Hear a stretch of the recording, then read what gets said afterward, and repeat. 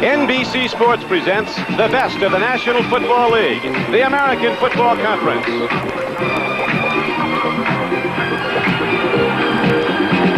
Today, from Cleveland Stadium, it's the Pittsburgh Steelers versus the Cleveland Browns. Today's game is brought to you by Plymouth, who invite you to drive the front-wheel drive Plymouth Reliant K, the American way to beat the pump. By Budweiser, for all you do, this Bud's for you. By Ryder Truck Rental, the best truck money can rent or lease. And by Merrill Lynch, imagination, instinct, and versatility. Merrill Lynch, a breed apart.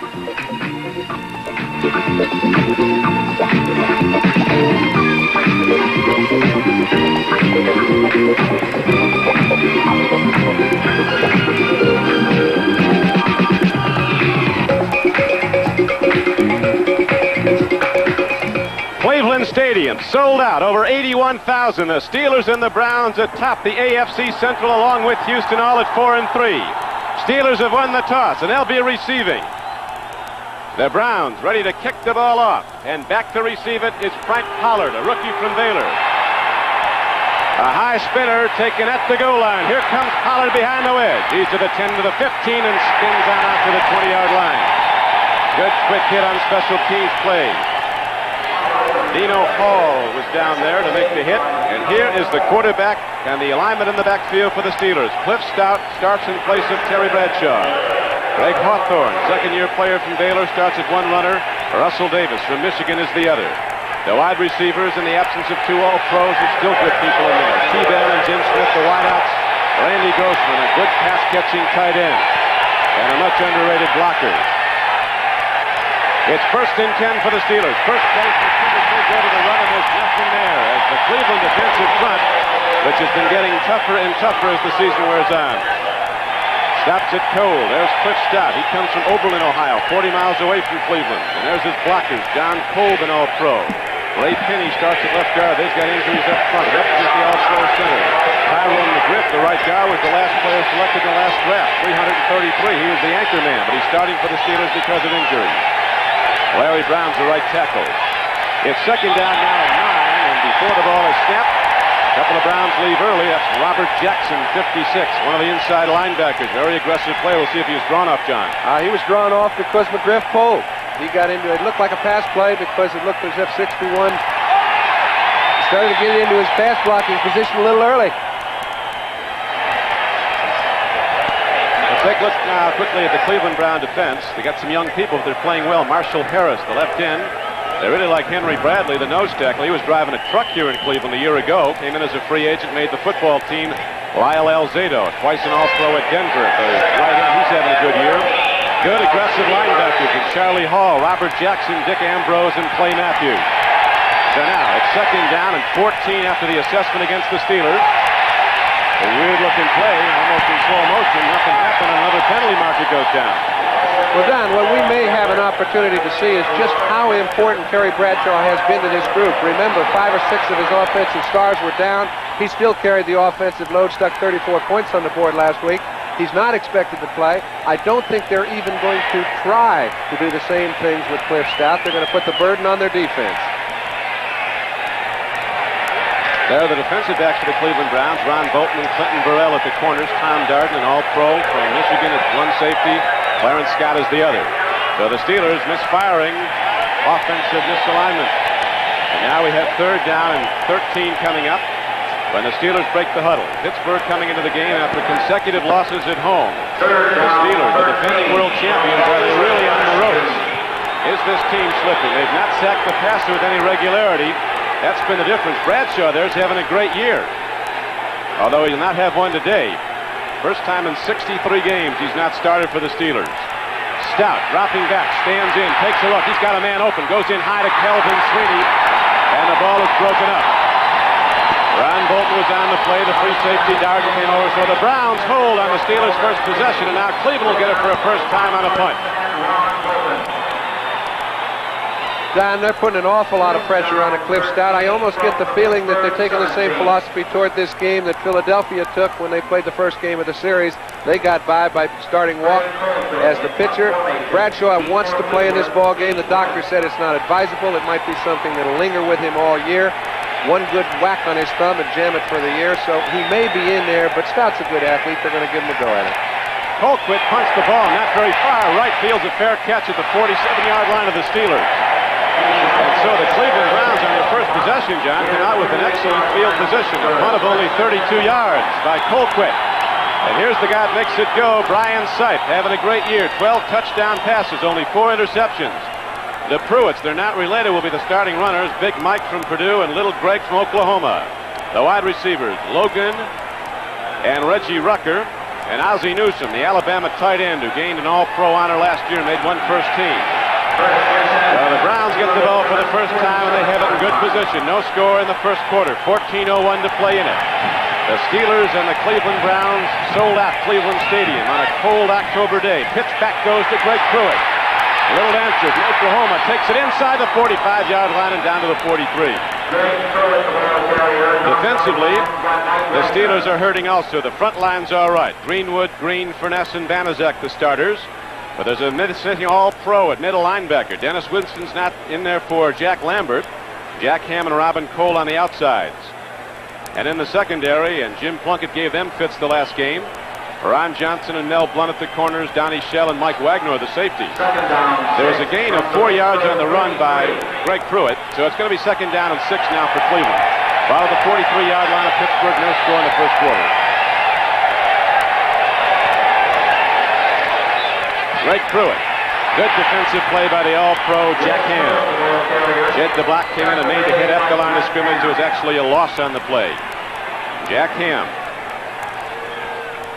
Unanimous All-Pro and unanimous choice for the NFL Team of the Decade. Makes the play. Don, you're going to have to see a lot of Jack Ham today. You're going to have to see a lot of Joe Green, which you haven't seen as much of in the early part of the season.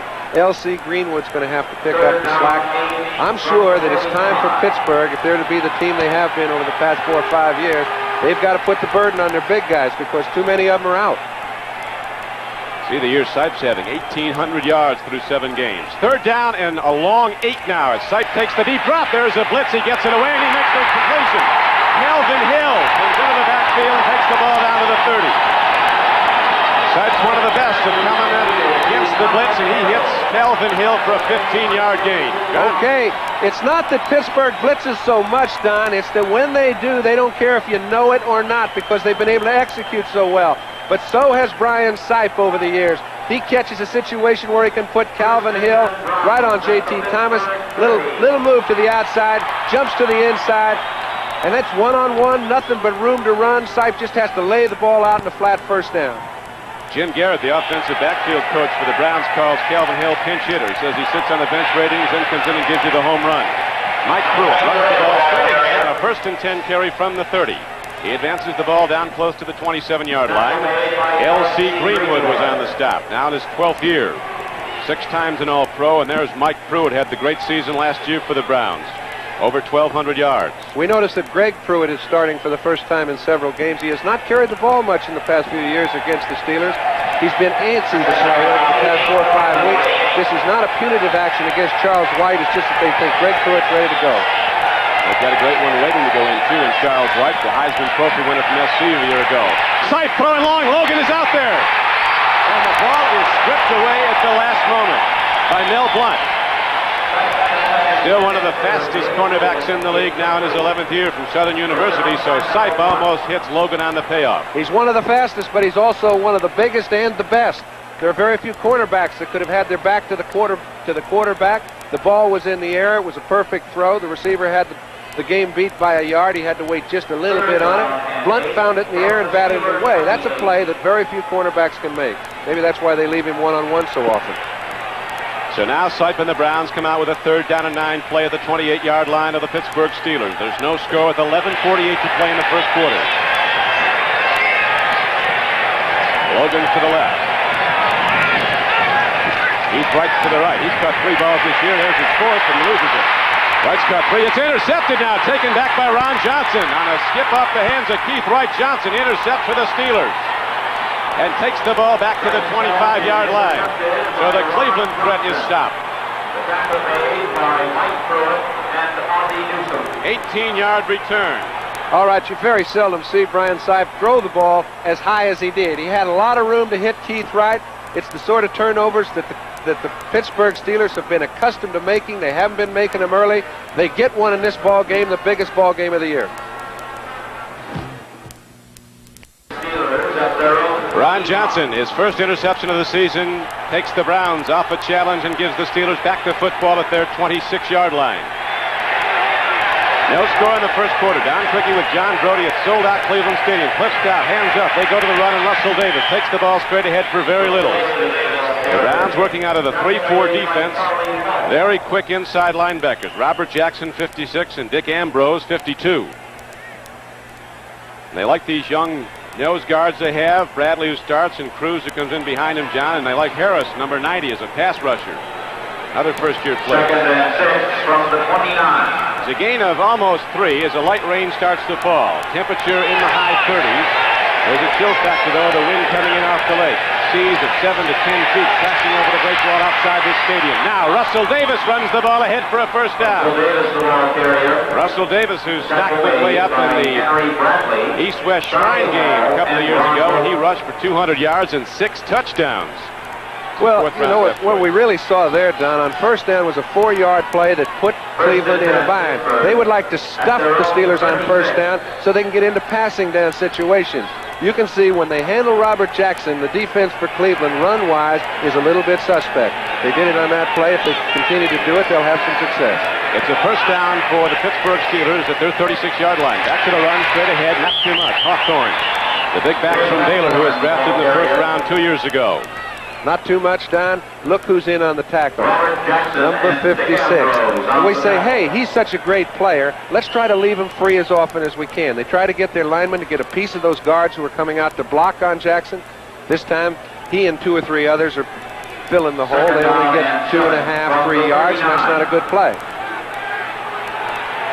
Joe Green looking for those Steelers to take the ball on down the field as their offense is out with no score on the board. Second down and 8 coming up now. Penalty markers again. Footing's a little difficult out there. The field has been covered, but there's been a lot of rain. And it's still damp from the rain of a few days ago. Donnie, the footing's a little difficult, but you don't have to start early. That'll really hurt a drive because Pittsburgh's going to try and play ball control. We mentioned that earlier, and it's the wise thing to do. I think if anybody knows how to control a group of men, it's got to be Chuck Noll. He gets them ready to play every week. Right now, he is really put up against the wall. This is a team that's been dominated by great stars, more than any team I've ever seen in football, possibly 12 or 13 in the past 4 or 5 years. 6 or 7 of them are out. He's really got to put the burden on playing it a little bit tight to the vest, hoping Joe Green, L.C. Greenwood, the guys... Illegal motion, 45 offense, second down. The guys he's counted on in the past, Don, have got to come up with a real big game now. News Center 3, Action News from WKYC and their helicopter high above Cleveland Stadium. You see that break wall out there? Tell you, large craft warnings are up out there today. Wind is coming in off the lake. The Steelers now, second down and 12. Rocky Bleier in the game. He takes the ball straight ahead. He's not done yet till he gets across the 40. Bleier got ahead for 7 yards. Gets the ball out to the 41-yard line. Lyle Alzado, 77, was on the play. Don Good, a linebacker. Number 50 also on the stop. Sidney Thornton, who's had limited playing time, John, now in there with Bleier. They're going to use a lot of backs, apparently. Well, this is the first time he's really been healthy to any degree in the past 4 or 5 weeks. They're going to use a lot of backs. They're going to use anybody they have. Franco Harris will not play. Alvin Swinney's wide to the right. Stout stands in. They give him time. He puts it in the flat. Coming back at the ball for the reception at the 49-yard line is Jim Smith. He turned out a linebacker inside the coverage, and Jim Smith makes a first down reception for the Steelers. Boy, that's a perfect illustration, Don, of a play that's very well covered. They know where the ball's going. You can see Clay Matthews coming out on the play. Smith goes to the outside. Stout throws the perfect pass. Matthews cannot get in on the play. well covered, better thrown. They pick up a first. 8-yard gain on the play. This guy's come in for a great player, John Stallworth, but his numbers are terrific. That's his 28th reception. He's averaging 20 yards a catch this year. He's been in the end zone 8 times. Stout on first down. Reloads and hits. T-Bell coming across the middle. Down to the 30-yard line. A 21-yard gain on the play, and the Steelers are moving on the right arm of Stout. Well, you know, when you can get your offensive line to get as much confidence in you as a quarterback as they seem to have, giving him as much time as they did to throw on that occasion. Look, he's back here. He's allowing Theo Bell to go down. He doesn't come to him the first time. He comes all the way back to him, throws the ball 20 yards down the field. They pick up a first, and he had another couple seconds if he needed it. Yeah, he had time to check the whole field out, so the Steelers drive on. 21-yard gainer, and there goes Tyrone McGriff, leaving early. Steelers very anxious, and it's hurt them. That's their 4th penalty of this game. 7:40 left to play in the first quarter. There's no score on the board. The Steelers with their deepest penetration. You know, the cadence shifts from player to player, quarterback to quarterback, and offensive linemen get accustomed to hearing the same voice week in and week out, and sometimes the change causes a problem. Start, 61 offense, first down. I don't know if that happened in McGriff's case, but I know he better start staying on sides, or he's going to put him in a lot of holes. Tyrone, not too tall. He's got some weight, 6 feet 265. It's first down and 15 now for Stout and the Steelers. No score on the board. They go to the run. Here's Greg Hawthorne turning the corner. Cleveland's linebackers get out there, but Hawthorne with a change of pace move beats the corner and turns upfield and down to the 31-yard line. So he got back 4 of the lost yards. Stout, the Pittsburgh quarterback, was renowned for having played long enough to gain a pension in the NFL without ever having played it down. He and Joe DiMaggio have 56-game streaks intact. Joe hit for 56 straight in 41, and Stout suited up for 56 and never played. So my streak was easier. Yeah, but I'll tell you what, they don't let you suit up for 56 games unless they think you can play. He can play. He is actually faster than Bradshaw running, but he's not elusive at evading the rush. They go to Hawthorne up the middle, trap blocking by the Steeler front. That Webster just cleaned out the middle. The big center who they call the strongest man in football. That's the 3rd play in this drive, Don, that Mike Webster has made an excellent block, allowing one of his backs to cut inside on a trap play.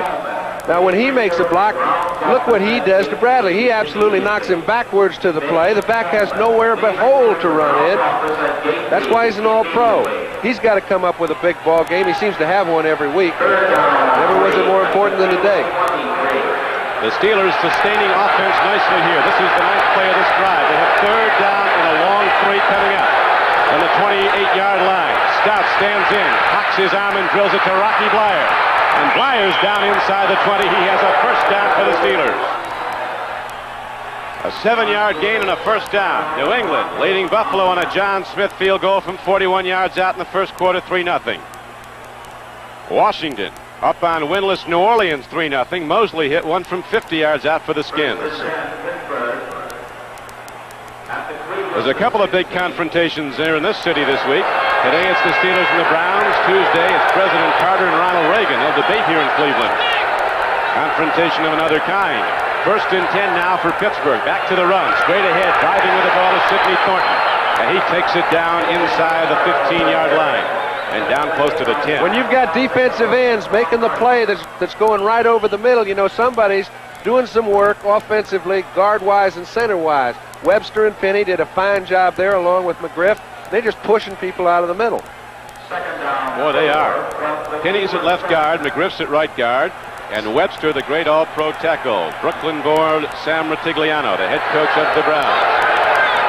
Looking on, he's 0-4 against the Steelers since he took over at Cleveland. Here is the handoff to Hawthorne.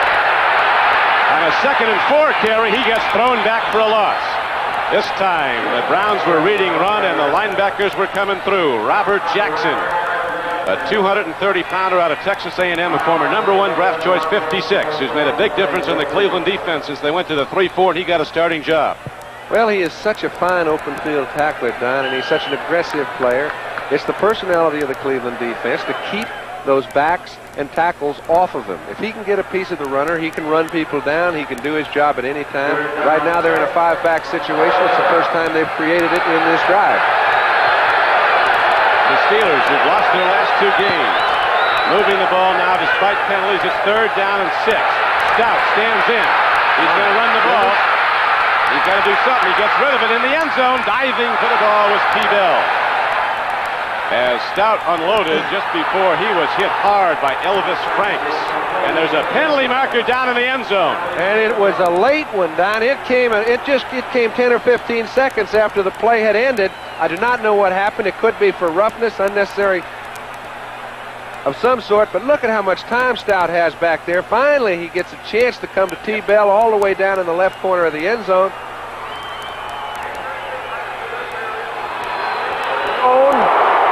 Referee Bob Frederick. Oliver Davis was the guilty party, number 21, and so now the Steelers have it point-blank range. 1st and goal at the 1. And that is what's so good about throwing the ball away. You notice Stout did not take any chance. He didn't throw it in the crowd. Had he not thrown the ball, he would not given himself a chance to get a penalty. There was nobody open on the play. He was really throwing it away. But you can knock those receivers down if the ball is never thrown. Well, it was. The penalty was assessed, and now the Steelers are beneficiaries of the penalty. They've had a lot for misfiring in the offensive line coming up to this drive. And in goes Hawthorne standing up. Greg Hawthorne waltzed down into the end zone, and the first points are on the board as the Steelers take a 6-0 lead. That, Don, was a very impressive drive, and I think the man most impressive was Cliff Stout. He stood in there. He threw the ball to the open receiver. He was given plenty of time, and he seems to be in complete control of his offense. Mike Webster did an excellent job all the way down the field, but look at the size hole. They're on the 1-yard line. They create a 3-yard gap, and Hawthorne could have danced in. Tell you, Rocky Blyer made a big block also on Robert Jackson, and now the Steelers are on the board after a sustained drive, 75 yards in 12 plays, following the interception by Ron Johnson that stopped the Cleveland drive. Bauer with the extra point, it's up and good. And the Cleveland Browns fall behind the Steelers 7-0. So with 4:40 left to play in the first quarter, Pittsburgh looks like world champions, driving on into the end zone.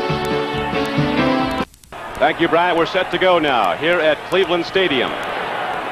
And the Steelers ready to kick the ball off as they've taken a 7-0 lead. Hawthorne going in untouched from a yard out. A 75-yard, 12-play drive. The Steelers made it work despite penalties. A short kickoff. Dino Hall at the 15-yard line. 20. He's to the 30. Out to the 35 and to the 39-yard line.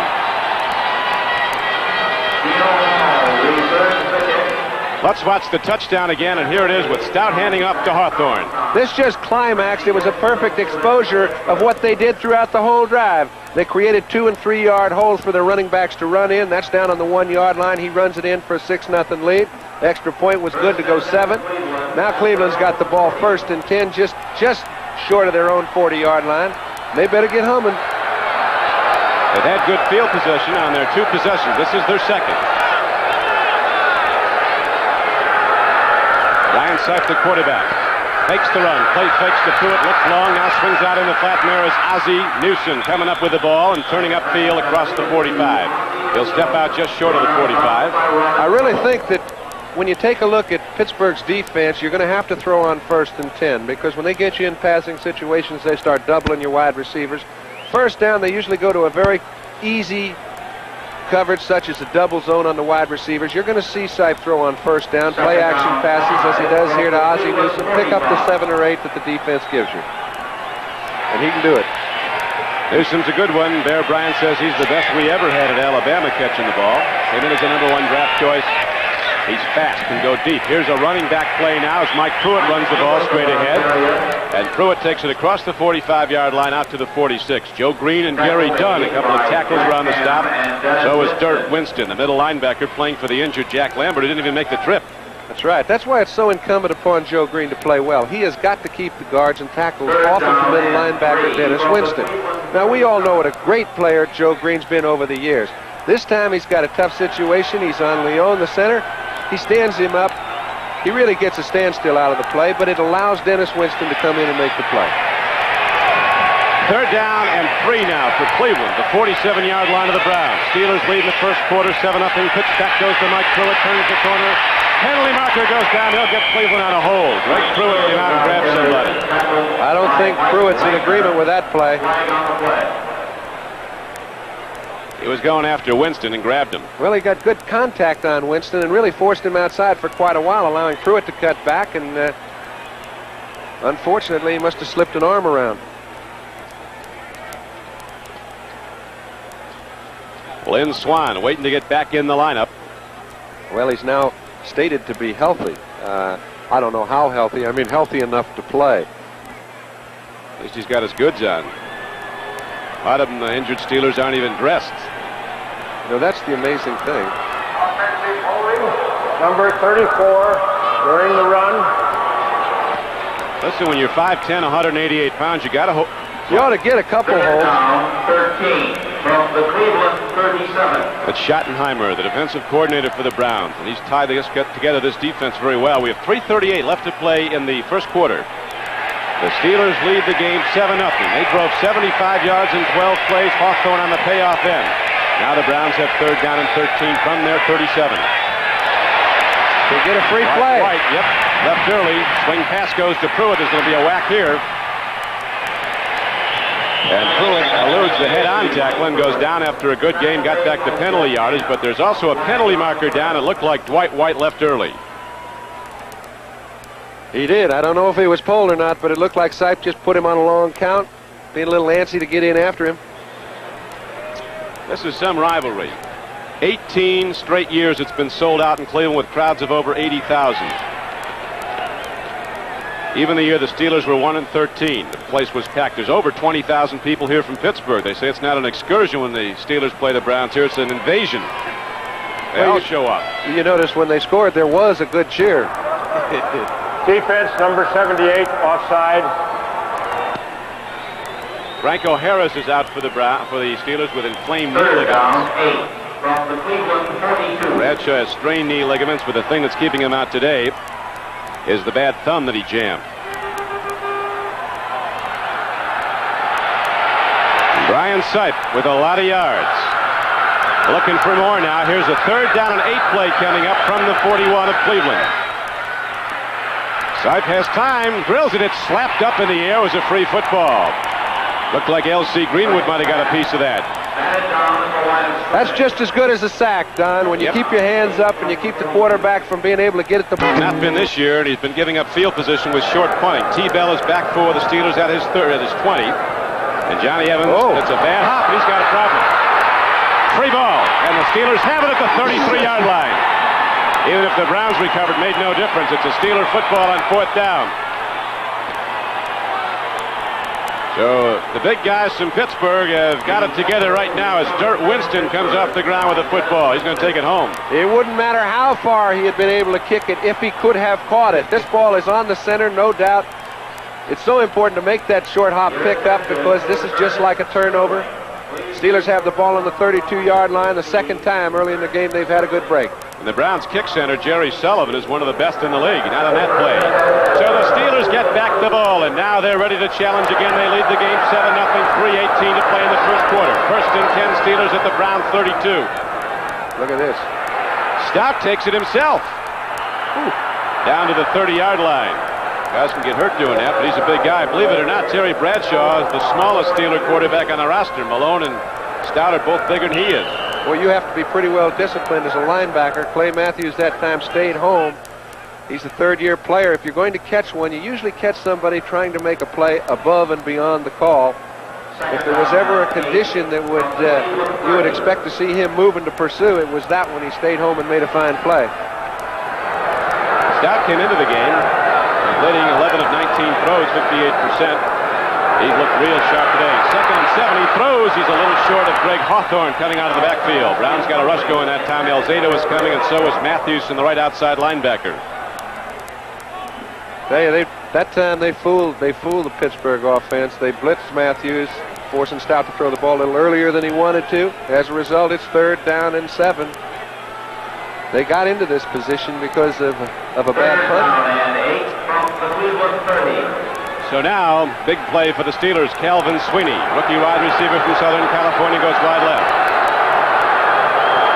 Jim Smith heads wide right. In the slot is T-Bell, and here's Stout on 3rd down and 7. Blitz, fires, hits. Blyer can't hold on.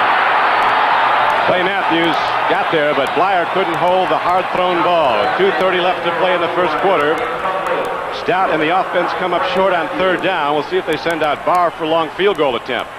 Don, Clay Matthews has been one of those real top draft choices. He's only in his 3rd year, but they've expected him to play the way he did on this drive. He hasn't played as well in the past couple of years as they hoped he would. They think he's a great talent. If anybody exhibited the kind of talent that they expect of him, he did it on this series of plays. He stopped Stout on a quarterback sneak. He forced a play that was erring, and then he made a fine play on Blyer. Matthews is one of the top players drafted 3 years ago behind, how about this? Earl Campbell and some others. At 4th down, they're taking a look at the pass. Stout stands in, he loops it in the sideline, and diving at the ball for a reception is Jim Smith. There's also a penalty marker down, but Smith caught it anyway.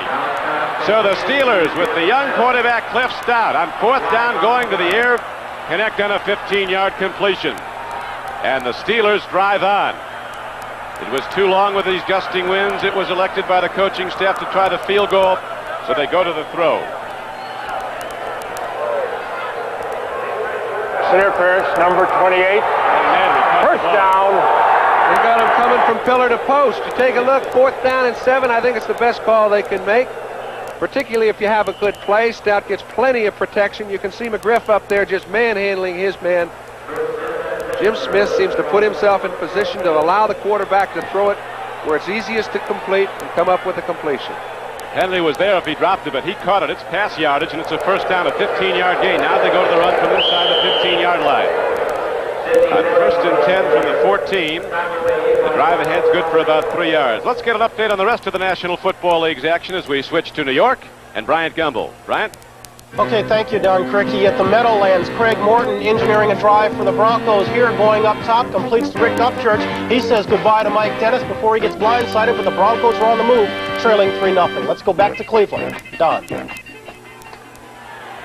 All right, Bryant, there's a chill in the air here at Cleveland, Ohio, and the stands are packed. This game has been sold out for months, over 81,000. Biggest crowd of the National Football League season. Don Criqui with John Brody, the world champions, the Steelers. Looking good in the first quarter. They drive now down to the 10-yard line on a 2nd down and 8 play. A straight-ahead run is stopped by Robert Jackson and Marshall Harris. Stout seems to be having fun. I tell you, you can tell. You ever see you see a quarterback starting to snarl or pout, you know the guy isn't ready for the game. You find one that's doing a little laughing, having a little fun, and he's going to be around for quite a while. 3rd down and 6. Big rangy quarterback, went to Youngstown State. He broke the passing record set there by the present Eagle quarterback, Ron Jaworski. Stout 6'4", 218. He gets the call to start today, and he likes it. 3rd down and 7 now for the Steelers. Stout looks into the end zone, swings it out. Oh, man. Clay Matthews had an open track. Has he been able to intercept that ball? Well, that's the sort of play that could have turned the whole ball game around. Stout had no one open downfield. He's going to come out to Blyer. Clay Matthews is on the ball the whole way. Actually, he overplays it a little. He gets a little too anxious, he could have waited back just a bit, picked it off on the dead run. 4th down and 6 at the 10. Okay, why did Stout have to come over to Blyer? We see Bolton trying to hit. There's not really anywhere to throw it.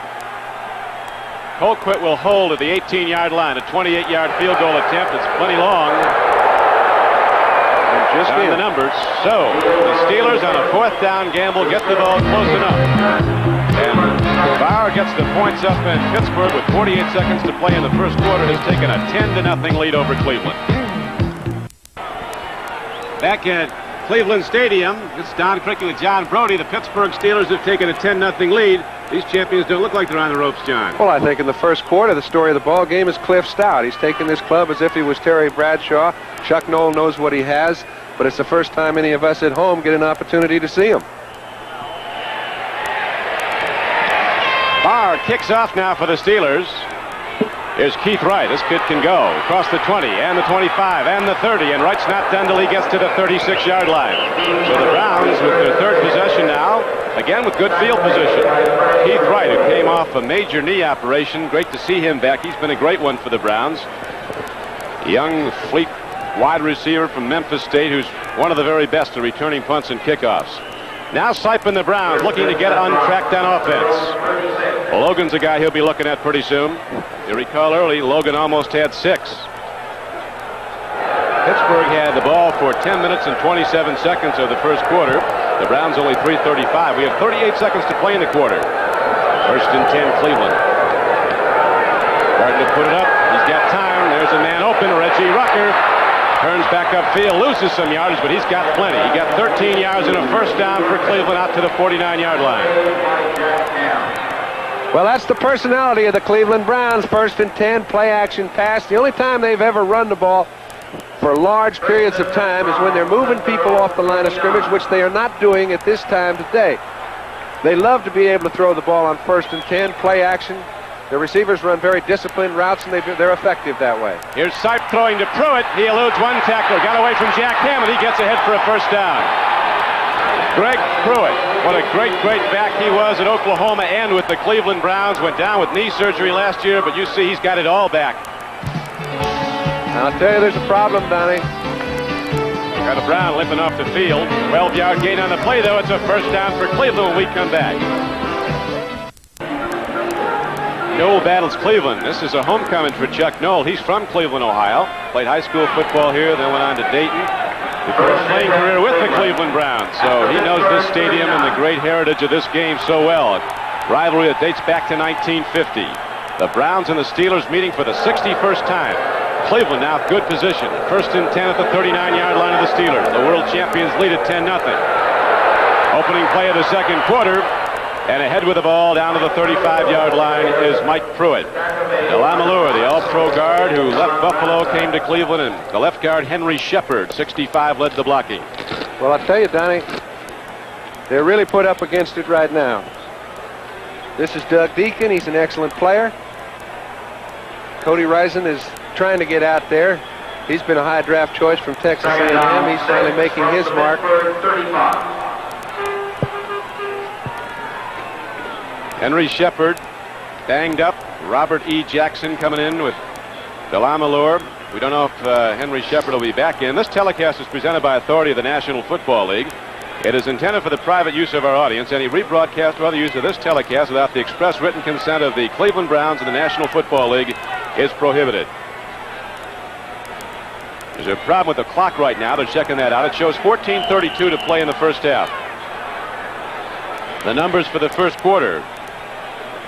Steelers with the dominance there and certainly on the scoreboard where they lead 10-0. Excuse me, John. So Delamalure has moved to left guard now, and they've got Robert E. Jackson playing right guard in the absence of Henry Shepard.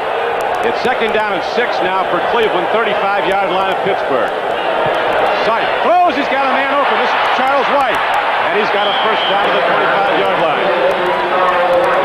You know, talking to Sam Vitigliano, I asked him about Charles White. What's his future with this club? He said, I've never seen a back that so emulated Larry Brown, the great running back for the Washington Redskins. He was a sort of fellow that started slow. His first year, he gained about 600-700 yards.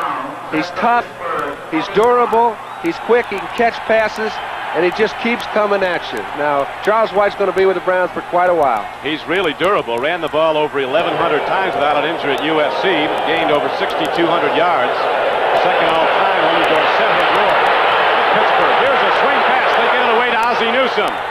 Sipe was caught, and yet he got away. And Newsome got back to the line of scrimmage and ahead for maybe a yard or two more. Sipe would have been lost about 11. Now, those are the kind of plays that distinguish the good quarterbacks from the really outstanding ones and the great ones. It's the Brand Sipe. His arm isn't so strong. His receivers don't have great speed. But he very rarely ever makes a mental mistake. He knows where Ozzie Newsome is. If he gets in trouble, he's coming to him late. He did so. He maintained his composure, got the ball out to him. As a result, they picked up 2 instead of losing 8. Second down and 8 now for Cleveland. 12:52 to play in the first half. It's cold in Cleveland. The lights are on. The wind is blowing. Just like they like it in this brass knuckle division. Here is Sipe firing it out. He gets the ball to Pruitt, and Pruitt's down inside the 20, down close to the 18.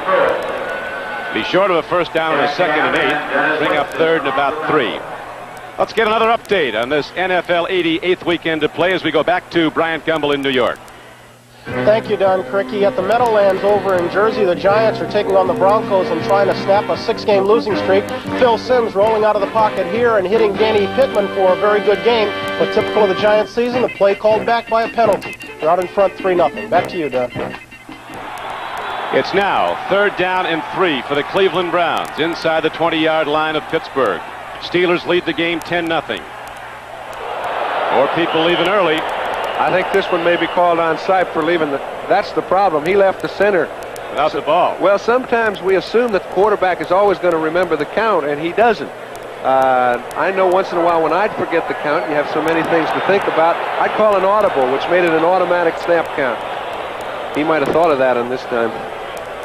Have you seen many audibles called here today, John? Well, you can't tell from up here whether they're audibles or they're not audibles. I know they won the ball game last week because Logan and Sipe, Quarterback on the offense. Logan and Sipe made an audible at the line of scrimmage last week in which they did it with hand signals when they were up on the ball without using any sort of verbal communication. They won them the ball game. That's what I'm talking when I'm talking about communication between receiver and quarterback and great quarterbacks. Sipe saw the Green Bay linebacker set to come on a blitz. He looked over at Logan, gave him a sign, and Logan ran a fly, went one-on-one with the safety, and he won it for a touchdown in the game. Now on 3rd down and 7, Sipe stands in. This is the most time he's had all year, and he gets the ball out and completes it to Dave Logan. Cutting back, Logan goes down to the 15-yard line. He had a first down and might have lost it coming back. Uh-oh. Close enough to measure. That was a 3rd down play. You know that Logan knows where the first down line is, but there is a further problem for Pittsburgh. Looks to me as if Joe Green got injured on the play. Now, they had to make up this pattern. Logan goes down the field. He knows he's got to help Sipe out somehow. He does by coming back to the ball, giving him a target. Still picks up the first down. Dave Logan, they call him the Gary Collins with speed. Collins, one of the great players in Cleveland Brown history. Hey, let's not make light of this. Joe Green just got hurt trying to catch Sipe. I think it's Banaszak. Is it Banaszak? I can't tell a 5 from a 6. They're both good players. You bet. Steelers can't afford to see anybody else go out. Big Joe's still in there. It was Banaszak.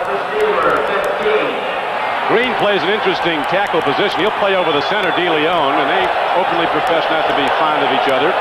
Then that linebacker, look at Dirt Winston, like Lambert does, gets in behind Green so the center can't block him. I haven't seen anybody hugging one another. Handoff goes to Pruitt. He breaks it inside the 10 and down to the 7-yard line on a first down carry. Mike Pruitt from Purdue hammers the ball down to the 7-yard line, a gain of 8. They had a very nice play, a little draw play. They've been throwing the ball on first down, throwing it effectively. Perfect time for a draw call. They know Pittsburgh's going man-to-man down there inside the 20-yard line. They were able to pick off Winston, keep him out of the play, and Pruitt picks up about 8. Browns had a tough start, lost their first 2 and 3 of their first 5, and all of a sudden, the Sipe says, here we are on top of the division. Tied with Houston and Pittsburgh. 2nd down and 1 now for Cleveland. Back to the big back, and Pruitt hits ahead for a first down and almost a touchdown. The last wave of Steelers threw him down at the 2-yard line. Almost broke that crust and would have taken it in. So the Browns now will go 1st and 10 from the 3-yard line of Pittsburgh, with the Steelers leading the game 10-0 and the clock running with 10:20 to play in the first half. Don, this is where your guns really help you. The Jack Lamberts, it's not so much what he does individually, it's what he creates in the rest of the group when people get inside the 5-yard line. We talk about the 2 people that Pittsburgh can least afford to lose, Bradshaw and Lambert. They're put up against it right now. They're both out. Lambert isn't even here. Bradshaw's in uniform. Here is Pruitt going wide, and a great play by one of the outside. That was the Wagner. Mike Wagner coming up from the free safety to make the tackle. But Ron Johnson, one of the corners, took down an outside blocker, and then Wagner comes up from the free safety, makes the play. So the Steelers come up with a big play on a 1st and goal from the 3.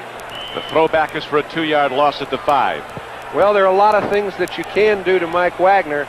One of them is not beat him mentally. He will be in your backfield if his assignment is to be there. He will make the play when the back comes his way. Big one for Mike that time. Logan goes wide left.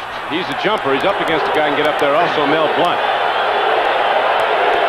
Wide right is Reggie Rucker. Newsom, the tight end, is sent to the right side. He's running a pattern up the middle. Sipe throws into the end zone. Touchdown, Cleveland. Calvin Hill.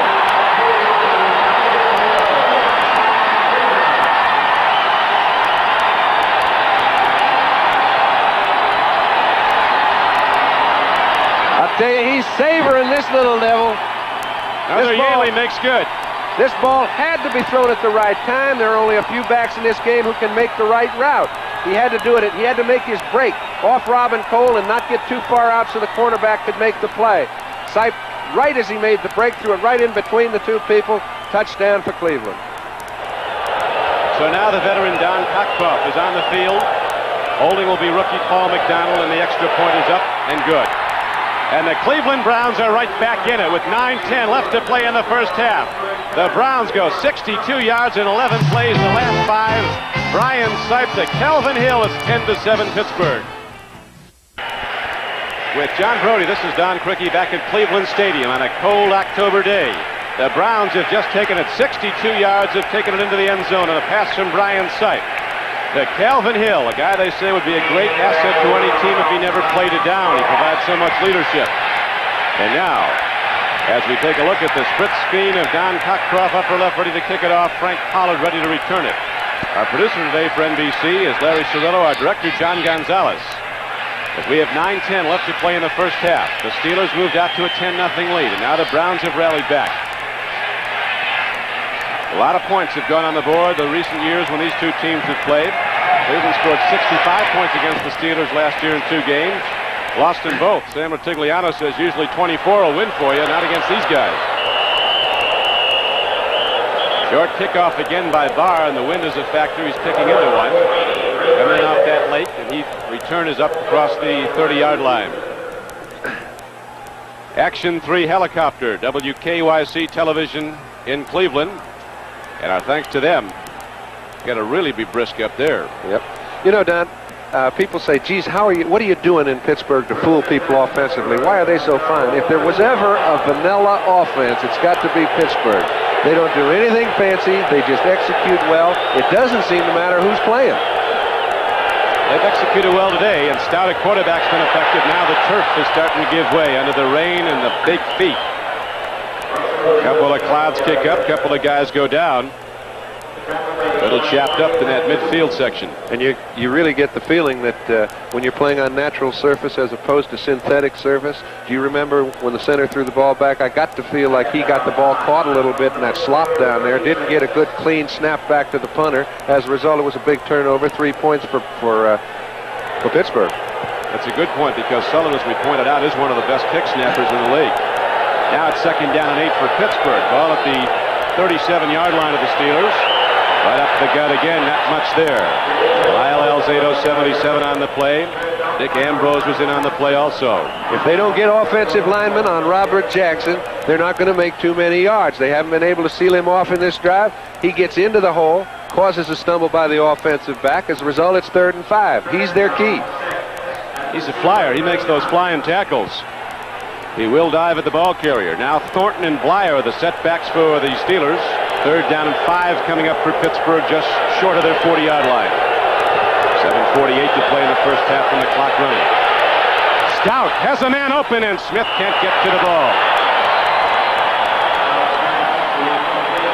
Denver and the Giants are going at it at Giant Stadium. For more on that, let's go back to New York and Brian Gumbel. Thank you, Don Criqui. At the Meadowlands, the Broncos are threatening to score. Here's how they got close. Jim Jensen off the left side takes it 33 yards. Suddenly, the Broncos are inside the 5 and threatening to make a change in that 3-0 score. Giants are now out in front. Back to you, Don. Thank you, Brian. And now, the first punt of the Steeler offensive day is coming up. And here's Mike Webster, who's renowned as one of the best punt centers in the game, in about the same spot that Sullivan was. He gets it back cleanly. Colquitt didn't do much with it, though. It does get downfield and then takes a Steeler hop and rolls out of bounds inside the 30. They're going to spark it right at the 31. When you're kicking from that slop, Don, it plays with your mind. So with 7:35 left to play in the first half, we'll be back at Cleveland Stadium in a moment. Franco Harris, not ready to play. Strained knee ligaments. Needs 63 yards to become the 3rd all-time rusher in the NFL's history, behind Jim Brown and O.J. Simpson. Every week, great performance. Brian Sipe, 9 of 12 for 75 yards, has a problem. He'll lose it. Now he has a bigger one, and the Steelers get the sack at the 30. Sipe got back to the line of scrimmage. So the Pittsburgh Steelers get to Brian Sipe for the first time today, and that's only the 6th time all season that anybody's gotten to Brian Sipe. Browns with the low total in the league of quarterback sacks of their own. More scores heading on in. New England holding to a 3-0 lead on the 41-yard field goal by John Smith over Buffalo. The Giants leading the Denver Broncos 3-0 in the second quarter. Donnie, things aren't going the way it was predicted up in Denver. We see L.A. is behind Atlanta. That was not too predictable either.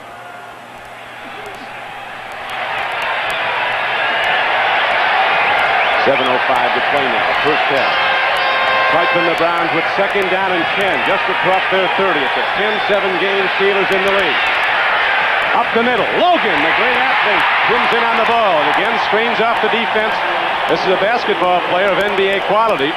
Oh, and he looks like he's hurting. A first down play, but Logan is limping, and we'll come back for a report on that. But first, to New York for an update on the Giants and the Broncos. Here's Bryant Gumbel. Thank you, Don Criqui. We'll get to the Giants-Broncos in a second. First, this one from Rich Stadium. Joe Ferguson back to throw, finding Frank Lewis in the end zone. Touchdown, point after good. Bills are out in front of New England 7-3. Now moving on to the Meadowlands. The Broncos getting their first score of the game. This is Jim Jensen going over the left side from 1 yard out. 7-3, Denver in front. Let's go back to Cleveland, Don Criqui. And we go to the run, a quick run up the middle on a 1st and 10 play after the big gainer. And it's down inside the 50, down to the 49. John? And I tell you, Cleveland is not winning at the line of scrimmage offensively. They're picking up 2, 1, 3 yards when they do run the ball on first down. They've been able to throw effectively. But you'd assume if you can throw effectively on first down after 4 or 5 completions, you'd be able to move the ball 4 or 5 yards. They haven't been able to do so. Makes it that much more difficult for Sipe. Dave Logan, after that 18-yard reception for a first down, went out, shaken up a little. He's right back in now. He's on the left flank. Rutgers on the right flank. It's 2nd down and 8 now for Cleveland. Steelers in the lead, 10-7. Sipe drops to throw, and the play is whistled dead. Offense. Somewhere on the right side of that offensive line. Looked like Joe D. Bob Frederick, the referee. Joe DeLamalure, number 64, jumps just a little bit before the snap of the ball. Any movement at all draws a lot of attention in that offensive line before the snap. Ball starts. Number 64, offense. 2nd and 13. This is a very important drive for the Browns. They've got the ball in good field position. Steeler linebackers come up tight. Look at that tight safety, 31. Lower right-hand portion of your screen just inside the linebacker. He comes up to play Newsom head-to-head. He'll run all over the field with him, Donnie Shell. 2nd down and a long 12. Sipe stands in. Look at this time. The Cleveland blockers just superior. I can't believe this. Now he unloads it. It's up for grabs. Ham's going for it, and the ball is tipped away from Mike Pruitt. He had 8 seconds.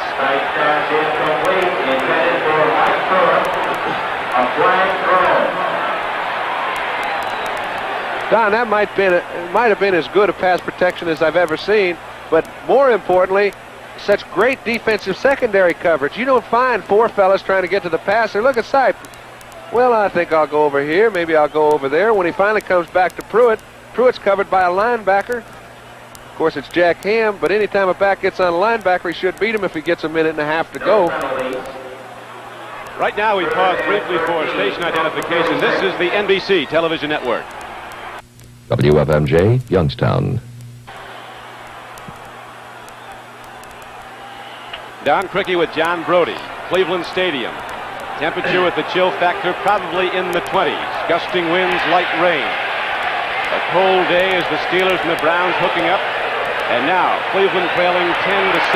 Has Brian Sipe throwing on 3rd down. He gets a little behind Greg Pruitt. So the Browns will have to punt it back. Robin Cole picked up the running back coming out of the backfield. Sipe and the Browns come up short on this drive, and the ball goes back to the Steelers on a punt.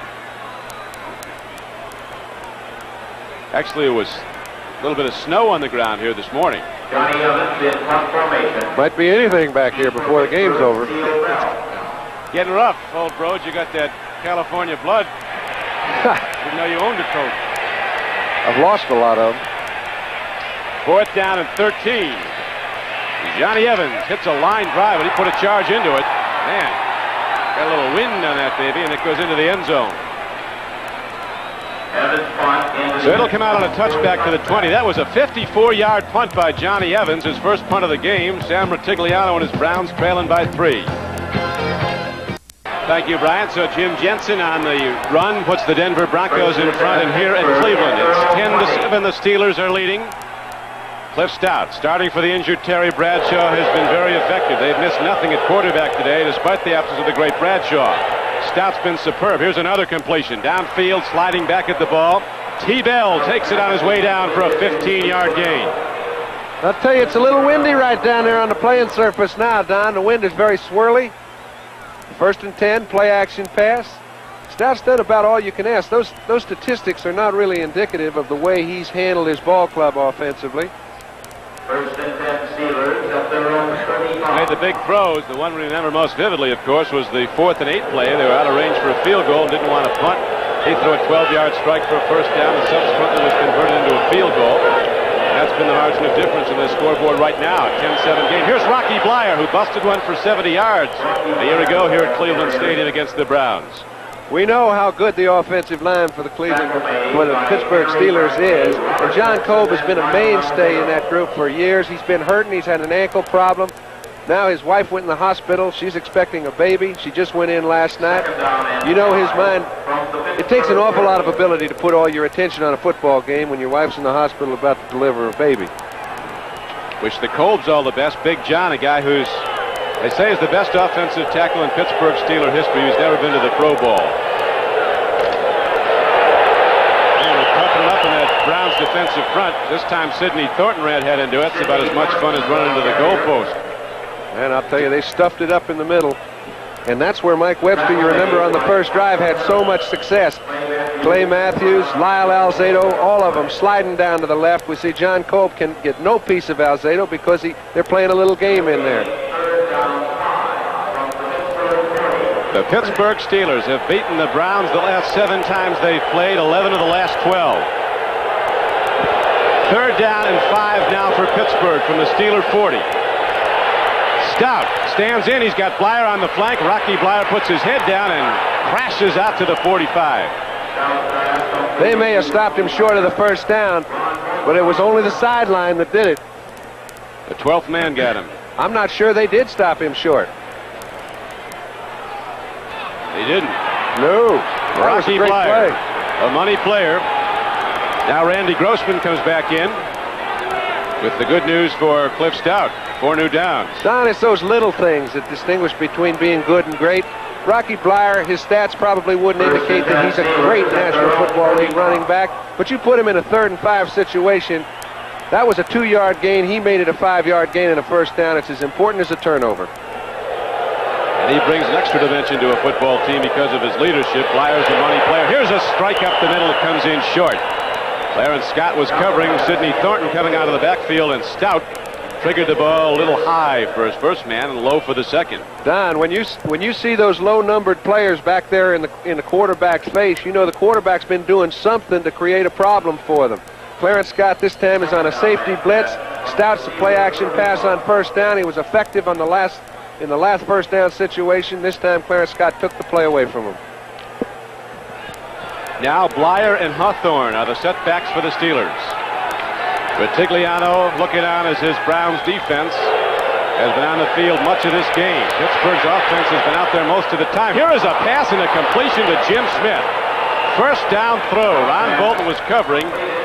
And Jim Smith, who the coach at Navy said was the best college receiver he's ever seen. George Welsh made that statement about Jim Smith when Navy played Michigan. They run one off and run another one on. It just looks like they've got a little carbon copy down there in Steeler land. Receivers about 6'2", 200 pounds. They're all great athletes, too. They come up with that ball. Like many of the great athletes at Michigan, Schembechler uses them as wingbacks so they can run the ball and catch the ball. That's what they had Jim Smith playing his last 2 years. It's now 1st and 10 after an 11-yard gain. To the run they go, and there's nothing there but a lot of Cleveland Browns. Don, they have not been running the ball to the left much, and they're for good reason. Clay Matthews made a super play. He's playing that strong side linebacker. He's got Grossman, stands him up, and actually causes the play to go nowhere. He grabs Sidney Thornton, brings it down for a 2-yard loss. So it'll be 2nd down and 12 coming up with 2 minutes left to play in the first half, and the Pittsburgh Steelers holding to a 10-7 lead. Brody and whoever. They ran out of paper for you, kid. 2nd down and 12. 81,000 looking on at Cleveland Stadium. The world champions, the Steelers, with a 10-7 lead, 2 minutes to play in the first half. And of course, at halftime, we'll be going to NFL 80 in New York. Brian Campbell standing by with all the scores and the highlights. Right now, Stout stands in on 2nd down and 12, and he can't get it there. Rocky Bleier coming out of the backfield, and Stout was hit as he released the ball. Robert L. Jackson was coming. Yeah, but Stout hung in there so well. If Bleier made a catch, it would have been a fine play on Bleier's part, because there was only about four yards in between receiver and quarterback, as we noticed New Orleans is getting it taken to him again by the Redskins 9-0 in the second quarter. But I mean, Stout hung in there and did everything he could, waited as long as he could, and they almost made a big play out of it. Calvin Sweeney comes wide to the left. 3rd down and 12 for the Steelers. 3-man rush by the Browns. They got every back in zone coverage. Here comes Stout. Turns the corner. He's not going to get the first down, or is he? This big guy thunders on down close to the 35. He may have. I think he got it. If he didn't, it's no more than the length of the football, and I think he's put him in good enough position to go for it on 4th and 1. They'll get him a new shirt at halftime. They got plenty of those shirts. They don't have too many quarterbacks. That's the problem. Well, as Chuck Noll said this week, John, everybody's talking about the Steeler injuries. Said, don't forget one thing. We got more healthy guys than we got hurt guys, and we're still the champions. You bet. I think it just shows you how great those fellas are. A 12-yard gain as Stout took off, as you were pointing out earlier. He's actually a better straight-ahead runner than Bradshaw. He's faster, but he does not have the mobility of Terry Bradshaw, the agility to elude people on the pass rush. 4th down and less than a yard. He had a little agility that time. A 12-yard gain was just short of a first down, so now it's 4th down for the Steelers. 1:46 to play in the first half. In motion goes Hawthorne, calling his own number, but here's a penalty marker down. Stout called his own number, went right over the top of Webster for a first down and more. Dick Ambrose and Henry Bradley. Flag on the play. They got another great big run and dude that can play quarterback here at Pittsburgh. Mark Malone, the first-year player from Arizona State, their #1 draft choice. In fact, the first player drafted in the first round of the position in quarterback since Bradshaw came out in '70. He can play. They don't have any little skinny kids playing quarterback in Pittsburgh. Bob Fredericks might go in and out, but the call is against the Cleveland Browns, so Stout got there anyway, but they'll take the 5 yards rather than the 2 he gained diving with the ball. Well, you know, if you're 6'4" and you weigh about 215 and you're going behind Mike Webster, the two of them just go forward for about 3 easy ones. Offside, right in. Ed Webster suddenly puts the charge into the line. All those Steelers up front, they pump that iron. They all bench press over 500, the interior offensive blockers. 1st and 10 for the Steelers. 30-yard line of Cleveland. They go to Hawthorne. Look at the Browns make the play. Robert L. Jackson starting to look like the player he thought he was coming out of A&M. Texas A&M 3 years ago. Big play and a big stop and a loss on the play. And the clock is down to 1:32. Don, you get the feeling that neither offensive line is ruling the line of scrimmage. It's been big plays that have kept their drives alive on both sides of the field. That's why we've got a 10-7 ball game. And when we come back, Pittsburgh will have the ball on the 35. And 1:32 is on the clock here at Cleveland Stadium. First half, Steelers 10, Browns 7. Steelers put up the first 10 points of the game. And the Browns came back with a 62-yard drive and a Brian Sipe throw to Calvin Hill. Now it's 2nd down and 15 for Pittsburgh. 35-yard line of Cleveland. Clip stop. Under control. Stands in. Lets it go long. Uh-oh. It comes in a little short. And Jim Smith, who had the defense beaten by a step, gives the ball a boot out of the end zone. Well, it looked as if he had the defense beaten by a step, Don, but it was really a misconception because they were double-teaming Smith. He never could get across the field where Stout wanted to be able to throw the ball. As a result, Stout threw it the only place he could without taking a loss. Let's see what they do now. The Steelers have rushed for 59 yards in the game. The Browns have rushed for only 22. 1:26 left to play in the first half. We've seen this 5-back situation earlier in the ball game. Stout threw a perfect strike in there to Theo Bell. Let's see what happens on this trip. They're all on the line of scrimmage. Stout throws. He's got a man open. Look at that reception by Kelvin Sweeney, a rookie from Southern California. And Kelvin Sweeney's down to the 6-yard line, and the clock is down to 1:14 and running. A 29-yard gain on the play. Boy, that takes a lot of composure. Cleveland's trying to rattle Stout. They get all their people on the line of scrimmage. They come off into a zone. He goes back, gets good line protection. Everybody picks up the right man. It allows Sweeney to come in over the middle after running 17 yards deep. He hits him right on the money, puts him right into good field position on about the 7-yard line, and we'll be back. 22,000 people here wearing those hats. That many Steeler fans have made the 3-hour drive down the turnpike. They didn't stick them on the 50-yard line, though. It's like they're on the end zone. It's first down and goal for the Steelers. Stout stands in, fires, and it's incomplete. Almost an interference call on Darden. Stout pass incomplete. Art Modell, the president and owner of the Cleveland Browns, in the next box scene is general manager Pete Hodhazy. These guys are up and down. They are jumping guys, up and down with every play. This is a big one for the Browns. They really want this one with the Steelers. They want everyone with Pittsburgh as the players and the Cleveland team say, you know, it's Steeler week. Things are a lot quieter at practice. In this stadium, holding over 81,000 with the ghosts and the great ones. Motley, Lavelli, Ford, Graham, Jim Brown. Hand off to Thornton. Trap block up the middle. Springs Thornton for 3. He gets him to 7, down to about the 4. Well, both teams have had tough sledding down inside that line since the first drive when Pittsburgh moved it down pretty well. Neither team has moved it on the ground. They both had to throw their way down the field. 3rd down and 5, you can bet it's going to be put up in the air. Jim Smith goes wide right. T. Bell is wide right in the slot. And Kelvin Sweeney, a free agent who is dangerous, cut that 29-yarder to the left.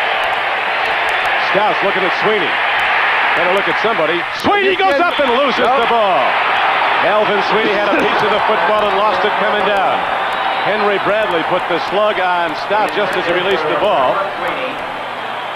So the Browns stave off a touchdown, and now the field goal unit comes out for Pittsburgh. It's just amazing to me how every Pittsburgh receiver, you see Stout throwing the ball off balance. You can only afford to do that if you are dead certain your receivers are going to come back for the ball and get it at its apex.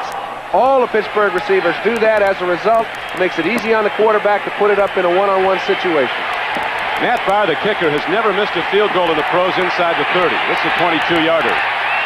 Does not have the long range like the boy. He's tough in here. Drills it up.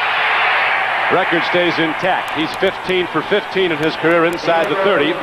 And the Cleveland Browns now are down by 6. Pittsburgh extending its lead to 13-7 with only 26 seconds left to play in the first half. So the Steelers will be kicking it off when we come back. It was a very big goal line situation stand for Cleveland. When you stand within 7, you can still get the game done. And Brian Sipe has come back with a whole lot less than 26 seconds to play toward the end of a half. So if this ball is not way down the field, if they get any kind of field position, you can bet he'll be having a go at it. Wright takes it on the run of the 15 to the 30. And Keith Wright's to the 32, and the clock shows 22 seconds as Sipe and the Cleveland offense come back out. Frank Pollard was down to make the play. Brian Sipe has put the ball up 15 times in this game, has completed 10 for 94 yards and the 1 touchdown. Of course, he was intercepted on the skipped ball, skipped off the hands of a receiver, and Johnson intercepted for Cleveland, for Pittsburgh to stop the Cleveland drive. Stout has thrown 17 times. He's completed 7 for 95 yards. All of them key, though. Yep. So Brian Sipe, who's not big, but he does get the ball deep.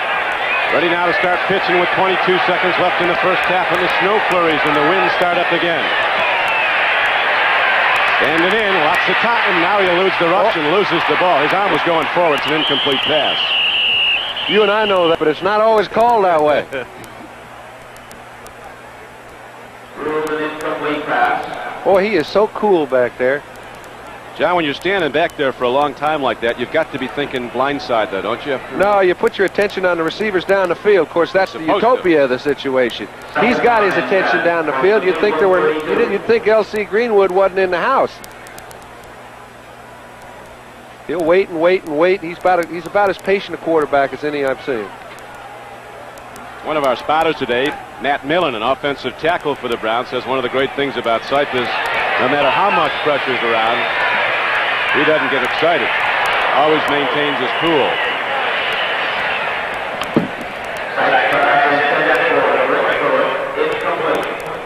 Third down and 10 from the 32.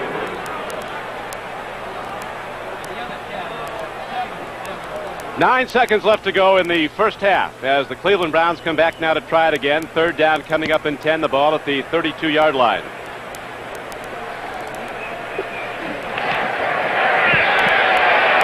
Nine seconds is just about enough time, Donnie, to get it down into the 30-yard line, but it's got to be a flawless execution. Go to the draw. Here's Pruitt. He can go coast to coast as he gets a couple of blocks, and Pruitt gets it out to the 39. Case closed for this half. That will do it. First 30 minutes are in. They've been a good 2 quarters. There'll be a lot more to go, and also a lot of action around the league will be updated shortly as we go to NFL 80 in New York. But right now, that's the end of the first half with the score. The Pittsburgh Steelers 13 and the Clevelanders in front of the Cleveland Browns 13-7. Don Criqui with John Brody. John, the first half went pretty much according to plan from the Steeler coaching standpoint. The defense did a big job. Well, we mentioned simply, Don, that their backs were up against the wall defensively. They hadn't played well earlier in the season. It was incumbent upon them to do so. Cliff Stout played pretty darn well. 7 out of 17 or something was not indicative of the way he actually played. He was very good in critical situations. But Joe Green and L.C. Greenwood put enough pressure on Brian Sipe to force him to do a few things he didn't want to do. As a result, the Browns only have 7 points on the board. They've got to throw the ball a little more in the second half because they're not moving anybody off the line of scrimmage. John, you spent many days in fields like this, playing fields that were wet with the wind blowing. Has that affected play much? Overall, the caliber seems to be very good in the pitch-catch combinations. Yeah, it is. I think it helps the receivers when it's a little bit muddy because the defensive secondary has a little bit of problem handling them. It also helps the pass protection because the pass rush is slowed down. It helps the throwers. It hurts the runners. You notice neither team offensively is winning the line of scrimmage in the offensive line because they can't move anybody off. But by the same token, nobody can get to the thrower, and we're going to see the ball in the air a lot more in the second half. Well, the standings in the AFC Central and throughout the league, AFC Central is as tight as you're going to get. And Houston and Cincinnati lock up today. Somebody wrote that Cincinnati, the only team they can beat, the Steelers. They've gotten them twice this year. This whole thing could be locked up. We could have co-leaders one way or the other, the way it's going to end up, because somebody's going to win this one. And the other one down in the Houston Astrodome with Cincinnati starting to come on. They're not only a factor in deciding who wins, but they're also a challenger right now. I think what you're really saying is that the team that wins this ball game is going to be atop the AFC Central. The team that loses could very easily be on the bottom. I mean, Cincinnati's playing well enough to beat Houston today. If that happens, Pittsburgh will have lost 3 times in their own division. That'll put them right on the bottom rung. It'll be interesting to see when these injured Steelers come back. You get conflicting reports. John Stallworth was supposed to be back a couple of weeks ago. They're not healing as fast as a lot of people would like, but as is the case with any good team, you've got to go to the bench sooner or later. It becomes a game of attrition as the long season wears on. Everybody gets a lot of injuries, and I think the Steelers have handled as well as anybody can. Well, I think they've handled the positions that have been injured exceptionally well because their offense is the one that's been crippled. They've continued to play very solid, good football. It's their defense. I think the one guy that really hurts them, the only man that hurts them almost as much as Bradshaw being out, is Jack Lambert. It's the things he does that create the enthusiasm within the group that make them play together as a defense so effectively that Jack Lambert will be missed for. So, to me, I can't understand how they're playing as well as they are, and they're all going to be back toward the end of the year. John, apparently Stout likes that 18 with the mud on it because he's out there warming up in the same shirt. Boy, he likes being here. He's enjoying all this. Well, I think we saw a pretty good indication of where he's coming from. He's got a great personality. He's an athlete. He loves the game. He's in one. It's the biggest game they've played all year. It's the first game he's ever started in his life. We see him out there smiling every other play. He's just having a good old time. Well, we're just about set to go with the start of the second half with the Pittsburgh Steelers in the lead over Cleveland, 13-7. And John, here we take a look now at the breakdown of the first half statistics. I think, Don, more than anything else, you talk about possession of ball is pretty indicative as to the score in the ball game. The Steelers have kept the ball away from the Browns, which was really rather unexpected at the game start because they've got a quarterback that hasn't played before, and they've kept the ball for 16 minutes and 41 seconds without controlling the line of scrimmage rush-wise. I say if Cleveland doesn't get the ball a little bit more in the second half, their backs are going to stay up against the wall. Both teams are back out now, ready for the start of the second half. The Browns unable to beat the Pittsburgh Steelers since October 10th of 1976, when the Browns won here at Cleveland 18-16, and both quarterbacks got hurt that day. That was the day that Terry Bradshaw was unceremoniously slammed on his head. Sipe also got banged up. As Tom Darden said before the start of the game, the all-pro free safety for the Cleveland Browns, we look on the Steelers with a combination of hatred and respect. We don't like them, but we know they're the best. Everybody gets up for the Steelers. I think John Madden might have said it best, the former Oakland coach. He said, if we played Pittsburgh every week, I'd still be coaching. It was that much fun to play them. The Steelers will kick the ball off now to start the second half as Brian Sipe limbers up. Guy came into the game with 1,800 yards passing through the first 7 weeks, 12 touchdown passes, and only 4 were intercepted. Chuck Noll and his Steelers backed up. People were writing the champions on the ropes. Are the Steelers crumbling? They've been an awful good football team here today, but the lead is not that much against a Cleveland team that's a long-range striker with the throwing of Brian Sipe. And Rutigliano, you can be sure, the coach of the Browns, who gained Coach of the Year honors a season ago, and he brought this team to 9-7 in a division that sent 2 teams to the AFC Championship game, Houston and Pittsburgh. He's going to have that Brian Sipe pitching more. It's getting colder now in Cleveland as Matt Barr kicks it off. Keith Wright takes it at the 10 to the 20, spins out to the 30 into the 31-yard line. 21-yard return. The tackle was made by Dwayne Woodruff of the Steelers.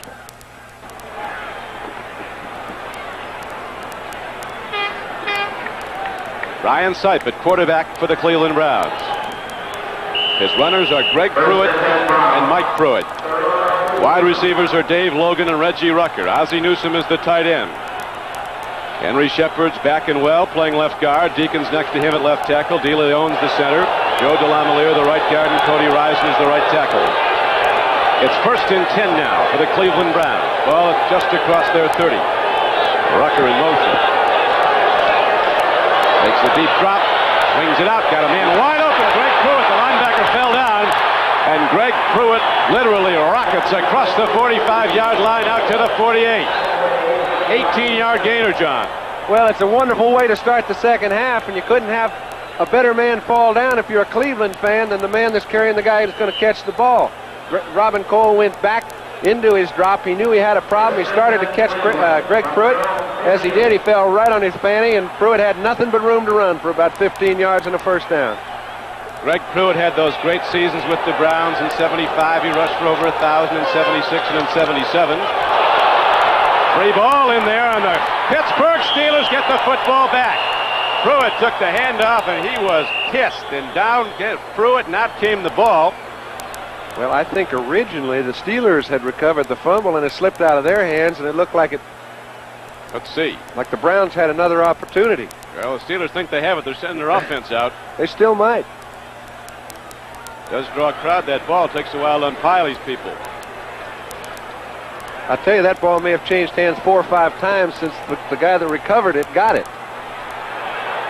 They have it. Here's Art Modell, president of the Cleveland Browns. Tommy Prothro has had a player personnel.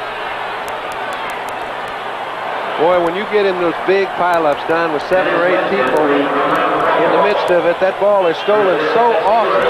If you can't see the man recover the fumble when it's originally made or originally picked up, oftentimes you don't get the guy that actually had it.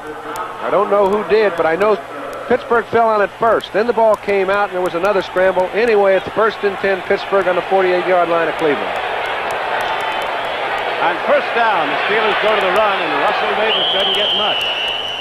Charlie Hall, 59, the outside linebacker at the left side, made the stop.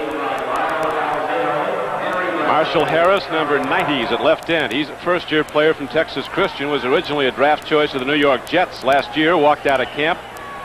And out of football for the time being, and they really like him here as a pass rusher. Henry Bradley's the middle guard, number 91. The guy we were talking about who was driving a truck here in Cleveland a year ago from Elkhorn State.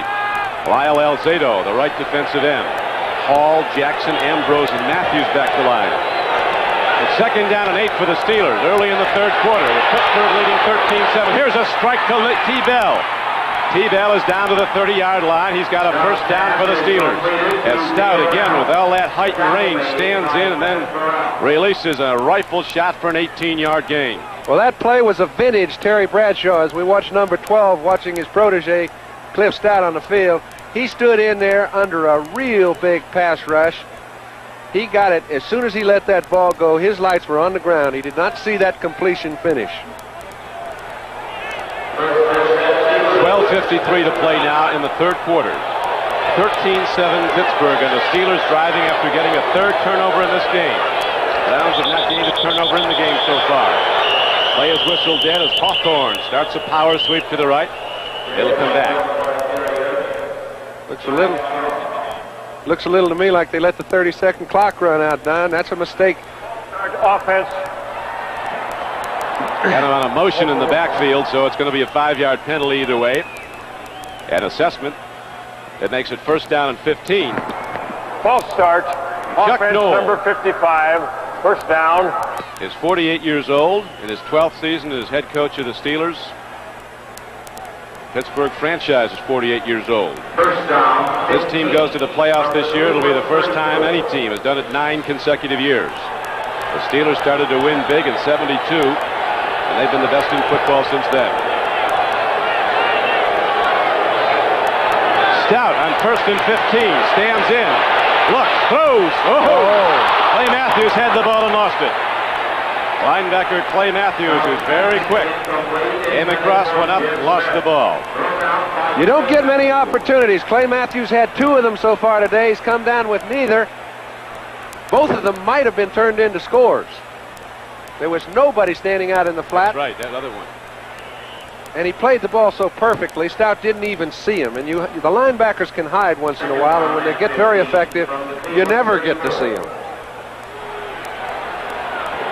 So it's second down and 15 now for the Pittsburgh Steelers, 34-yard line of Cleveland. Here's a blitz. Stout eludes it. He's going to take off. 30, 25. And Stout is down to the 26-yard line, but there's a marker down also, John. Right in the area where it's generally pass holding. You know, I think what you've seen out of the Cleveland defense is they found a way to put some pressure on Cliff Stout.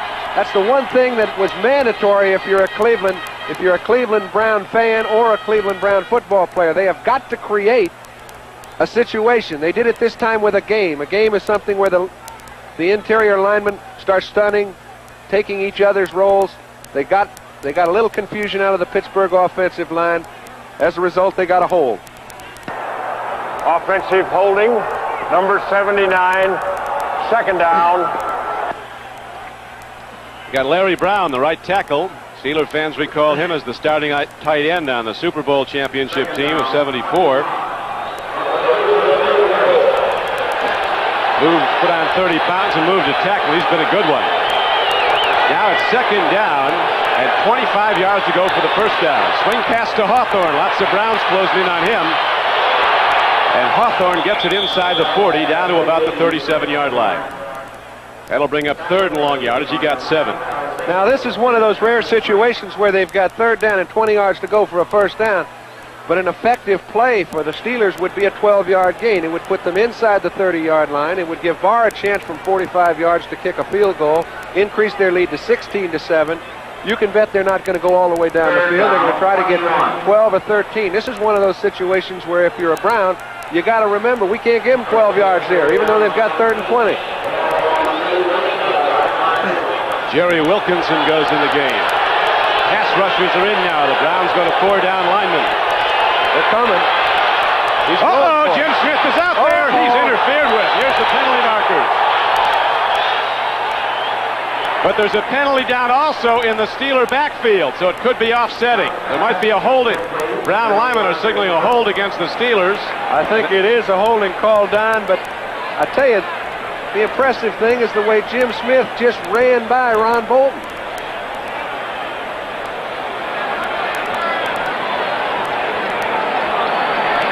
Gonna bring it back. Would have been first and goal had the pass interference call gone, but it's going to be offset by a hold against the Steelers. We had an illegal motion on the offense. On the defense, we'll replay the down. Replay the down. Okay, this is just heads-up play on the part of Stout. Let's forget the penalties. He's intending to go inside on the play. He sees them come into a blitz coverage. Smith by Bolton. When he does so, he gets the ball out in a perfect position to get a penalty called. Good play by Stout under a very difficult situation. So we'll do it over. It'll be 3rd down and 19 now for the Third Steelers. down, 19 from the Browns. Ball at the Cleveland 38-yard line. Calvin Sweeney goes wide to the left. Jim Smith comes out wide to the right. In the slot to the right. It's T. Bell.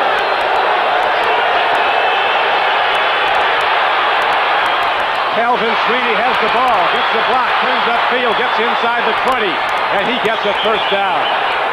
Boy, this guy can play football. Free agent from Southern California, he runs all over the field. Dom Darden is down for the Cleveland Browns, a 16-yard gain, more than that. It's 3rd and 19, and he got about 23. Do you know how hard it is to get one receiver on a football team to come in the middle and go after the ball? These guys have 5. I have never seen a Pittsburgh Steelers receiver that doesn't, when he makes his break, start coming in the field and getting on the ball first. These guys come back to it about as well as anybody I've ever seen in a game, and Stout threw an excellent ball. Randy Grossman comes back in at tight end, set to the right. 1st and 10 Pittsburgh. End off to Blyer.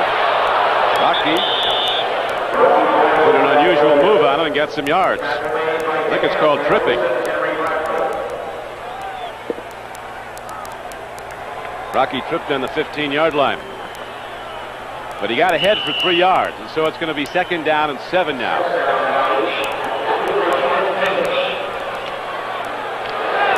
Jim Smith comes out wide to the right. T. Bell, Theo Bell from Arizona goes wide left.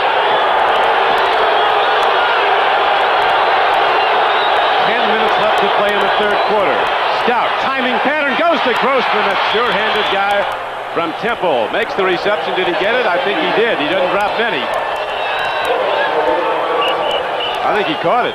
Well, Sam's a little prejudiced. He doesn't want him to have caught it. No. But I think it was an excellently conceived play. There was nobody in 4 or 5 yards of Randy Grossman. Stout set the play up. An excellent play-action pass. He's trying to come to Grossman. He was wide open. He just pulled the string on it a little. Came down a little bit low. You be the judge. Did he catch it or did he not? I know he got credit for it. It's 1st and 10 on the 3. 1st and goal. They're ready to push it in if they can. They say about Grossman, if you get the ball near him, he'll catch it. Best hands on the Steeler team. He's turned into a good blocker, as is evidence he's at a wingback now as they go from the power formation, and driving into the end zone is Hawthorne. Steeler touchdown.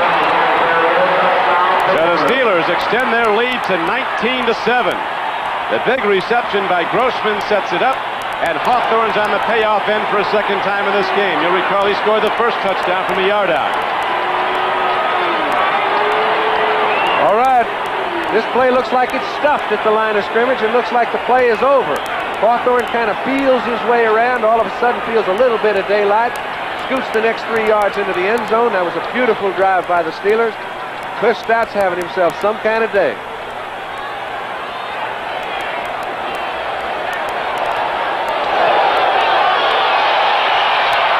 Farr with the extra point right through the middle. So the Steelers getting some big passes from Stout. Here is the payoff play. Hawthorne spins off tacklers into the end zone. The extra point is good. And now it is a 20-7 game. Pittsburgh is in the lead. Slammed it on down, and we'll be back in Cleveland after this. Don Criqui with John Brody. The kicker is Barr, the receiver. Coming down to get the ball is Keith Wright. He takes off across the 30 and all the way out close to the 40-yard line. You know what's even more commendable about the way the Steelers are playing right now is that on all their kickoffs, they've given Cleveland excellent field position. The farthest they've been back is the 30-yard line. Keith Wright runs this one out to the 38-yard line. and still the Steeler defense is held in there. Browns have had good field position just about every possession they have. They've been outside the 35. Now they start out for a second time in the second half. You'll recall they opened the third quarter with that big 18-yard gain to Greg Pruitt. But the next play, fumble. And the ball was back to Pittsburgh and subsequently turned into a touchdown. Here's a pitch to Logan. He's wide open. Dave Logan's inside the 30 and down to the 28-yard line. Logan lost somebody because he was out there by himself. Tell you what happened is the defense lost Logan. He lined up very wide to the left side. Sipe couldn't believe it because the whole defense sagged. It looked like a two tight end offense as far as the defense was concerned for Pittsburgh. They never saw Logan. Sipe just came to him late. It was a Fuller play all the way. Logan picked up the ball and 34 yards to go with it. They've got a first down inside the 30. 8:31 left to play in the third quarter. Here's a handoff. Up the middle goes Mike Pruitt. He drives inside the 20. Gets a tailwind from behind as the Steeler hit him from behind. Jack Ham and pushed him ahead another 7. Gain on the play of 13 yards and a first down for Cleveland. And the first time that Cleveland has penetrated the line of scrimmage. We mentioned Joe Green had to have a big day. Pruitt's the first guy that has gone past the line of scrimmage with any sort of hole at all. DeLamalure and Racine made a fine play offensively. New England just scored. Logan to Russ Francis. It's 14-10 Buffalo leading in the third quarter. First and 10 for the Browns. 15-yard line of the Steelers. Sipe stands in, loops it out. Pruitt was looking one way, and Sipe was throwing another, and the nearest guy to the ball was Ron Johnson, who's already caught one from Sipe today. Well, that was a simple little play that Pruitt did not look back at the quarterback. Sipe just assumed he would. He's coming off. Pruitt is the open man. He's going to hit him. His receivers are covered. Just as he throws the ball, Pruitt turns up, and Johnson almost picked it off for 6. John, you were mentioning earlier on an off track, and this field is a little wet. The receiver really has the advantage. Those secondary guys can go down. Well, it's like playing on ice out there sometimes, and any sort of slip will leave a man clear for a touchdown. And the pass rush is hampered so much that your receivers have time to run their routes, and you usually find somebody open. It's been the case with Pittsburgh, and on occasion it's been so with Cleveland, but I think Cleveland right now has got their backs up against it. Well, they're down 20-7. A touchdown here and an extra point would put them down by 6. It'll be 2nd and 10 for the Browns when we come back.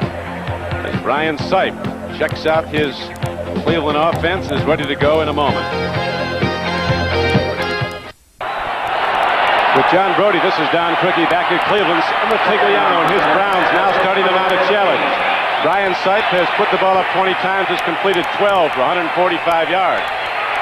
Here comes Donnie Shell. Sipe stands in, loops it into the end zone. Logan can't get through the ball. Turning out on Mel Blount. Same play, that same combination. Almost went for 6 earlier. Twice they've had a lot outs out of it with 7:58 now to play in the third quarter. Well, Logan ran such a fine pattern. You see Sipe, he spots Shell. He thinks he's probably coming. Actually, they didn't, but they didn't have time to get back out. Logan beat Blount. The ball didn't get there. Logan comes out of the game. Ricky Feature goes in as a wide receiver. Reggie Rutgers coming out now. Logan's going to stay in. He's out wide to the left. Ricky Feature goes wide right. 3rd down and 10. Big play for the Browns who need a touchdown. Up the middle, Greg Pruitt. Look at him shift and dive, and he's short of the first down though. Hemmed in by the zone defense of the Pittsburgh Steelers. Warren Taves knocks him down. Now let's go to New York for an update. Here's Bryant Gumbel. Thank you, Don Criqui. The Giants have suffered a setback in their attempt to break a 6-game losing streak out at the Meadowlands. They were leading by a score of 9-7 when Phil Simms aimed this one, but it wound up in the arms of Billy Thompson. That put the Denver offense in business. Craig Morton and company came on the field and finished off a drive with this 2-yard run by Otis Armstrong, pending the extra point. Denver is out in front by a score of 13-9. Let's go back to Cleveland and Don Criqui. Thank you, Bryant. We're set to go now. It is 4th down and 3 for the Cleveland Browns. They go to the run. Here's Mike Pruitt. He's got to get the first down to keep the drive alive. Where'd they go out? He's short. Looks like he is. Robin Cole, the blitzing outside linebacker from New Mexico, was the man who made the hit, and the Browns don't get there on 4th down. Well, I know there's a lot of second guessing. It's still in the middle of the 3rd quarter, but I agree. I think on 4th down and 2 yards to go, you have to try and pick it up. They need 2 touchdowns to win the football game. They may not get in this sort of position 3 more times in the ball game. And you can see just excellent defensive play, keeping him 1 foot short of the 1st down. Right down in the dirt, just like they like it. 7:04 left in the 3rd quarter. We'll be back.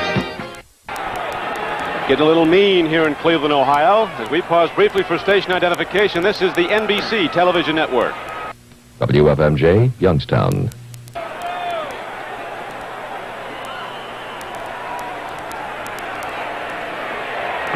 Those are the happy feet of Chris Pruitt. Getting a little muddy down there. And it's getting colder. That wind sweeps in off Lake Erie. Russell Davis takes the ball straight ahead as the Steelers look for room to work. After stopping the Cleveland Browns on a 4th and 2 play, the Steelers now try to punch the ball back out to give Stout the offense room to work. Cliff Stout has gone the distance at quarterback today. Young man from Oberlin, Ohio, 40 miles from Cleveland. In his 4th year in the league from Youngstown State, a guy who was in uniform 56 straight games before he played it down for the Steelers. The Action 3 News helicopter from high above near Cleveland's Lakefront Stadium. It's now 2nd down and 6 for the Pittsburgh Steelers as Stout steps in. That's the good of it. They got rid of him. Stout got nailed in the blitz by Matthews.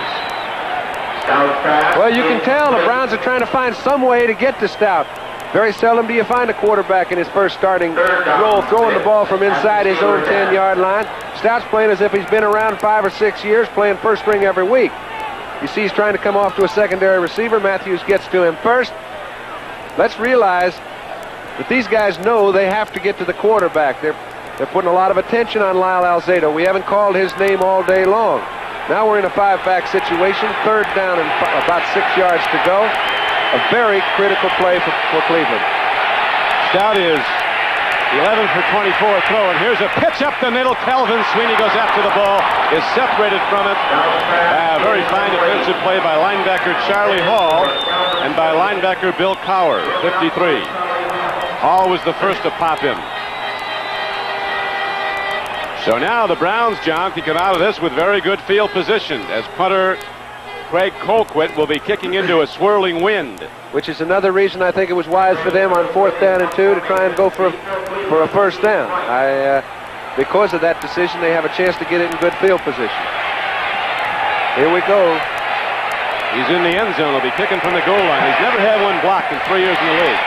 Line drive, right fields it on the run. He's something that's right. Oh. He gets nailed coming back. Returning the punt.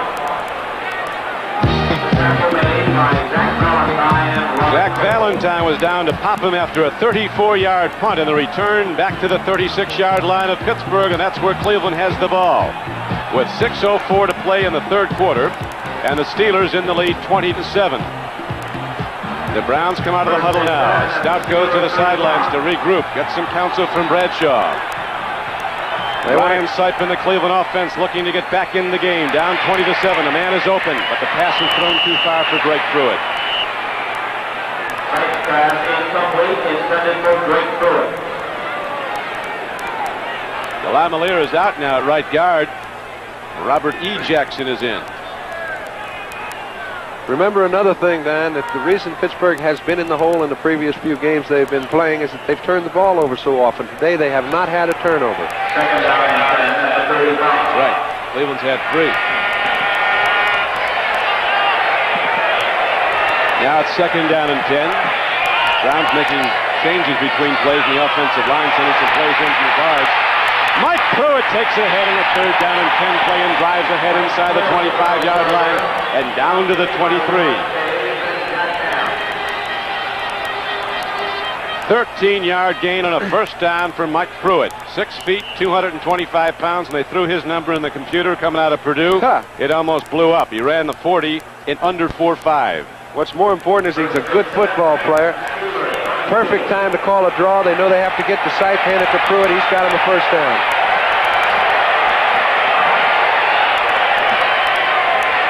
Sight stands in, fires over the middle. Rucker is open. He's down to the 6-yard line. So it'll be first and goal for the Cleveland Browns at the 6-yard line of the Pittsburgh Steelers. Here they come.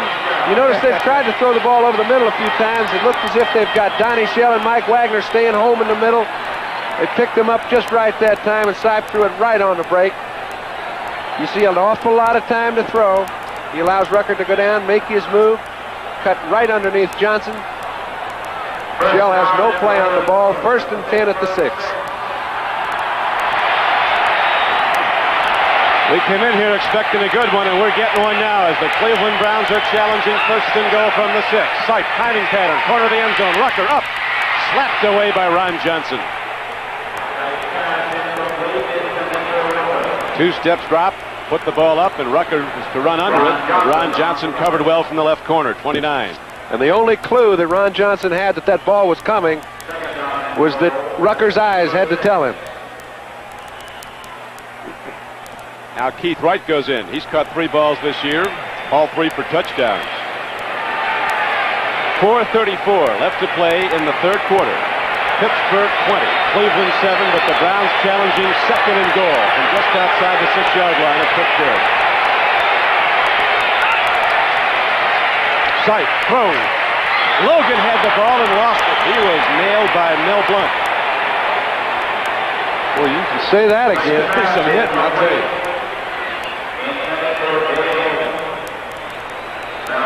Okay, anytime a wide receiver can get in underneath the quarterback, he's got a pretty good chance of getting the ball. He gets position, but Dennis Winston comes over and just unloads on Logan. That's about the only way you can intimidate a wide receiver once he gets inside the cornerback. Art Modell a little concerned, as well he might be. 13 points down, getting toward the end of the 3rd quarter. 3rd down and 6. 3rd and goal from the 6-yard line for the Cleveland Browns. Brian Sipe, quarterback, looks over the defense. They fake a blitz. Now they come with a 3-man rush. Quick throw, touchdown, Cleveland. Great throw. That play was all Brian Sipe. You better not come to your intended receiver before you're ready to let that ball go. Brings them back within a touchdown of the lead. You can see Sipe looking to the right side. When he comes back to Pruitt, let that ball go now, baby, or everybody in the house will be there. He threw it just at the right time. Touchdown. Boy, that was a well-done play. You bet. Sipe took a look, and Pruitt's made a big contribution today. Cockcroft with the extra point, and it's very important. Now the Browns trail by 6, so the Steeler lead is cut to 20-14. With 4:25 left to go, you get the feeling this one's going to go right down to the wire. As Sam Rutigliano is out on the field with his special teams going over things for the kickoff. We'll be back at Cleveland Stadium after this. Getting good again here at Cleveland as the Browns have gone down the field and taken it in on a Brian Sipe touchdown throw to Greg Pruitt. Now it's a 20-14 game Pittsburgh. Pollard with a tough ball to handle. One hop at the 4, 10, 20. And out to the 24-yard line.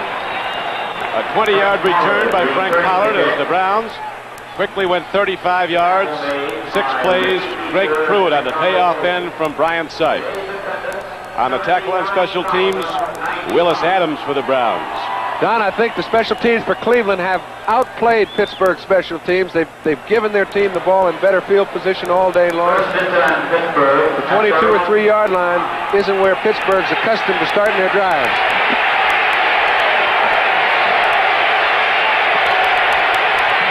Steelers go to the run. Russell Davis can't get there. Clay Matthews shed the block and hit him, knocked him down, loss of 2. Matthews and Jackson, these 2 linebackers, have made a lot of plays for the Browns. They've been open. Linebackers have to get open too. People are trying to knock on them. 2nd down and 11 at the Steelers. Looks like Colquitt from here, Don, trying to get loose because he feels they may need him shortly. That guy isn't a football player, is he? I think he just needs a little help. Important thing, they're having fun. Oh, yeah. Sure. Here's Rocky Bleier getting ahead on 2nd down and 11. He didn't get anywhere. The Browns are really buoyed by that last touchdown, and now they're stuffing the Steelers at the line. It's going to be 3rd down and 9 coming up. Rocky got ahead for 2. Alzado and Jackson knocked him down. And we mentioned Cleveland seems to be playing a whole lot better in the second half, particularly defensively at the line of scrimmage. They have not allowed Pittsburgh to sustain any long drive. Alzado gets in on a play, makes a big one, 3rd down and 8. 3 minutes to go in the 3rd quarter. Scott stands in, takes a look. Guns it. Look at Theo Bell. Get the ball. It's a foot race now. T-Bell, he's going to win it. Coast to coast. T-Bell's going to take it on the edge, goes down at the 4. What a play. T-Bell, a sprinter from Arizona, got inside the Brown zone, and Stout again throws a perfect strike on the numbers. And again, the Steelers deliver the big gainer, a 71-yard play. Ron, his offensive line gives him an opportunity to wait for Theo Bell to come all the way past the linebacker so that he can catch the ball on a dead run. When he does so, he's wide open. Beautiful throw, beautiful reception. As we mentioned, those Steeler receivers just keep coming in the middle and grabbing the big play. Here it is again, John. Never let it be said that this kid doesn't have a strong arm. That ball is thrown the only place it can be thrown. Right in between 5 Brownies. They've got first and goal on the 3. T-Bell, a 4th-year player from Arizona, drafted in the 4th round in 76. Back to the run, Sidney Thornton goes in standing up. So the Browns challenge and the Steelers respond. And the Pittsburgh Steelers now go in front 26-14. Tell you, Pittsburgh looks super in this game. Well, they've looked super in a lot of games over the years, Don. Not in the last 2, though. It's just that they're not the same players that you're accustomed to seeing, and they're still playing the same way. How many times have you seen Terry Bradshaw come back under similar situations, pick out Lynn Swann or John Stallworth? I hardly expect that you would see a Cliff Stout making the same play to Theo Bell. I tell you, he's looked like Bradshaw out there. Well, he's just looked great. Tremendous arm, and he knows what to do with it. A 71-yard gainer to T-Bell, and Robert Jackson's down right now being attended to. Boy, if he gets hurt, he was hurt a couple of years ago, Don, and he had a problem with his knee at that time. They gave him an extra year to get it well, and he hasn't had much problem since then. It looks like it might be in the same area. If it is, that's a big blow to Cleveland and Robert Jackson. He suffered a serious knee injury at the outset of training camp his rookie season as the #1 draft choice out of Texas A&M, and he missed the entire 1977 season because of it. And he came back strongly. He's been a major factor in the Browns' success this year.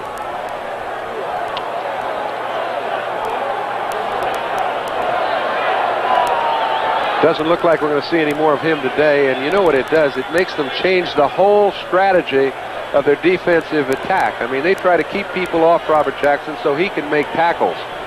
When he's not in there, I don't think there's anybody can fill his shoes in that defensive structure.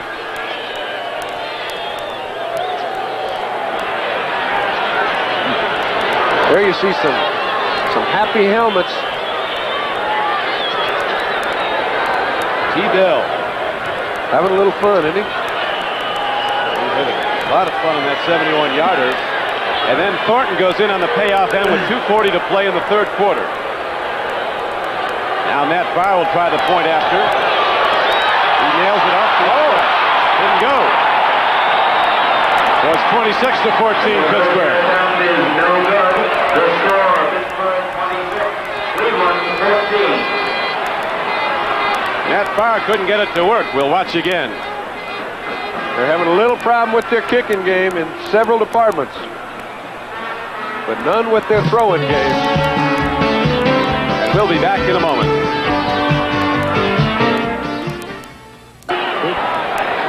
Here's Matt Farr kicking off. Keith Wright goes for the football. One hopper at the 13-yard line, to the 20 and the 25.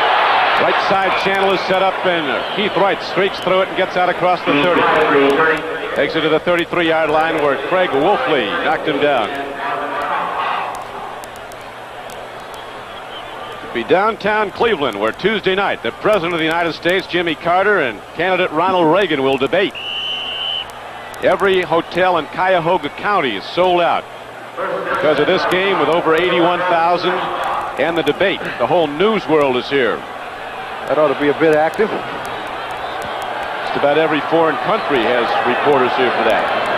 Dropping back his sight. He looks, he throws. Greg Pruitt gets the ball ahead, and he's out close to a first down. Looks like he has it, John. He's got it. They've got an awful lot of time left. There's 17 minutes left to play in this ball game, so there's no time to panic. However, it looks as if Cleveland has got to score a lot of points because they've been unable to stop Pittsburgh. Time and again, 3rd and 15 situations. Pittsburgh's turned them into first downs, made long plays in critical moments. So Cleveland's just got to keep pace. Time left, 1:56 to go in the third quarter. The Steelers 26, the Browns 14. Ryan Sipe with the deep drop. No rush, he's got time. He looks, searches it out, and goes to Logan, gets him for a first down. Logan's down to the 43-yard line of the Steelers. He had the ball in one pocket and Blunt in the other. Blunt's had all he can handle with Logan. That was a 28-yard gain. Listen, I'd say it's both ways. You stick the one-on-one. You know, Mel Blunt has been great over the years, but what makes him so great is that it allows him to do a lot of things because they leave Blunt alone a lot. They let him play those great receivers man-to-man. That offensive line blocking in Cleveland has been excellent. Sipe with time to review all his people running pattern. There he is again taking a look. Standing in, looping a pattern, and the penalty marker's down. Rucker turned out. Sipe was looking for a fly pattern. I think he got lucky, Don. I really think he was going down. Rucker made his move to the outside. Johnson pushed off on him just at the time he made his move. Sipe wisely threw the ball down the field and got a call.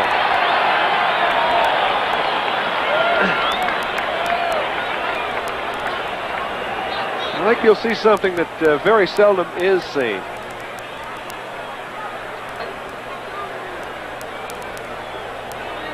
Be interested to see that. Must be defensive holding.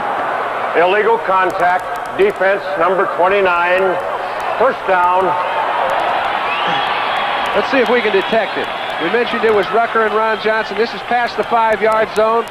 Johnson cannot alter his pattern the way he did on that occasion. As a result, it's first down and 10. Joe Costanza with the arithmetic. Sipe 17 to 29 for 212 yards and 2 touchdowns.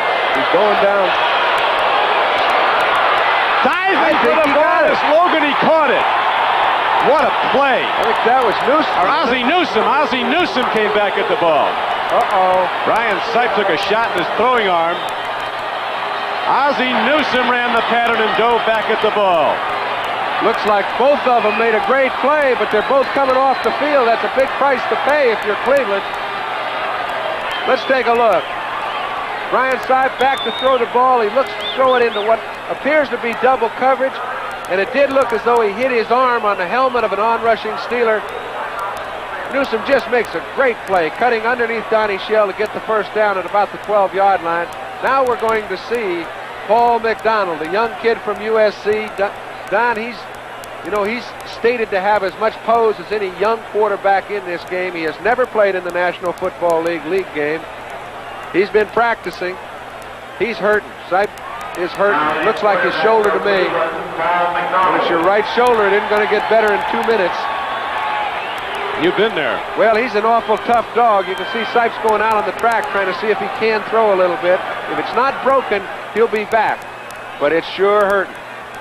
Paul McDonald's an interesting guy, John, from Southern California, a rookie drafted in the 4th round. He comes in with the label of winner. He quarterbacked 2 Rose Bowl victors at USC, also won national championship team. And he set an NCAA record for the lowest percentage of interceptions thrown during a college career.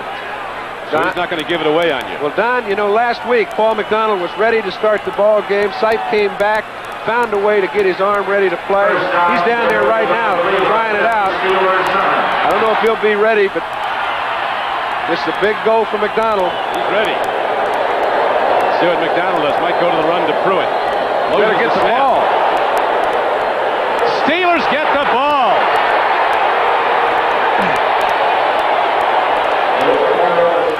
Steve Furness. Steve Furness goes in and gets the ball on the fumbled snap. That's an problem inherent to a new quarterback coming in. Well, how many times have you seen it? It's not the same when you're in a football game in the middle of the fourth quarter. You're trying to get back on the board. It's not like at practice. The center, his reflexes are a little bit different. If you try to get out of there just a little too quick, the ball's going to stay. It did, and they lost it. First and 10, Pittsburgh at their own 8. So the Steelers stop the Brown challenge on a 4th Cleveland turnover in this game. Now they go to the run, and the Steeler offense cannot penetrate as Cleveland's Charlie Hall comes up and fills. That's a sick feeling when you're a quarterback that hasn't had any playing time, Don, and this is their first opportunity. You're just going in there to bide a little time, hand the ball off to the fullback, see if Sipe can get his arm back to play. Forgot to get the ball from center. Into the third quarter, the score, Pittsburgh 26, Cleveland 14. Coach, I don't know what happened, but it wasn't right for the Browns. We'll be back as we're ready now to start the fourth quarter at the end of the third quarter after these messages from your local station. Cover the presidential debate Tuesday night at 9:30 Eastern Time on NBC at the Public Hall of Cleveland. That's the site of the debate, right in the downtown. And now we ease on in the Action 3 News helicopter of WKYC Television Cleveland, an NBC owned and operated station. Right on down to the sold-out Cleveland Stadium, to the playing field on a cold, cold day with the wind blowing and the world champions, the Steelers, staving off the Browns. Cleveland trailing 26-14. On the run, the pitch is made by Stout, and the reception is made on the 31-yard line. Jim Smith comes back at the ball and catches it. He just keeps doing it, Don. Next Sunday, it's an exciting doubleheader day. Start your day with NFL 80 as host Brian Gumbel brings you up-to-the-minute news, scores, highlights, and more. Then you'll see the San Diego Chargers take on the Cincinnati Bengals, and the Houston Oilers play the Denver Broncos, plus other regional games. It's all next week on NFL football here on NBC. Right now, we're starting the fourth quarter. 14:53 to play in the game. Don Criqui with John Brody at Cleveland. The Steelers drive the ball at the Cleveland Browns, take it out to the 34-yard line on a first down carry.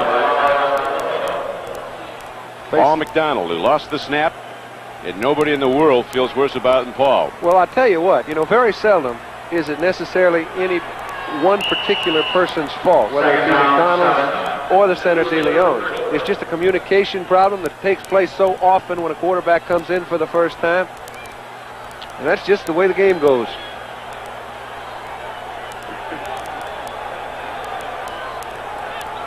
Second down and 7 coming up for the Steelers. Stout stands in. They pick up the blitz. They picked off Hall. Here's the throw on the sidelines. Big Benny Cunningham makes the reception. Didn't get a whole lot, but did well to get any. Charlie Hall was coming on a blitz, and Rocky Blyer banged him. Cunningham he played very well last week, and they're letting him play some this week. They've been expecting so much of him, but Randy Grossman every week comes up with some big plays, does the right things in key situations, and he's a hard man to get out of the lineup. Now the Steelers will have third down and 2 coming up. 14:06 to play in the game. Browns with 4 turnovers, and on this cold, windy day, the Steelers have not turned the ball over yet. Stout calling his own number. Man, he got hammered. He needed to get across the 40. He didn't. It didn't look like. Well, it depends where they spot it. His body's across the 40. I don't know if he brought the ball with him. The ball is at the 40. Just short. Bring up third down, or fourth down. The punting team is coming out for Pittsburgh. Browns would be right back in this if they were able to take it in. Ryan Sipe is warming up on the sidelines. He's getting the ball away, but is not getting that usual zing on it.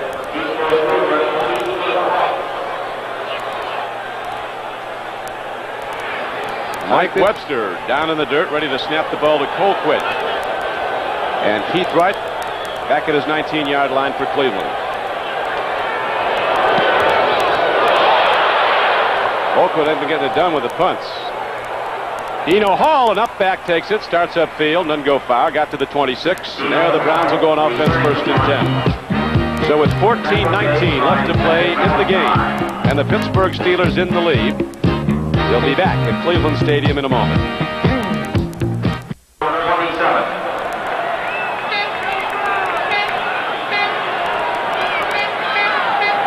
The Cleveland Browns ready to come out firing. 1st and 10 in the 4th quarter, 13-18 to play in the game.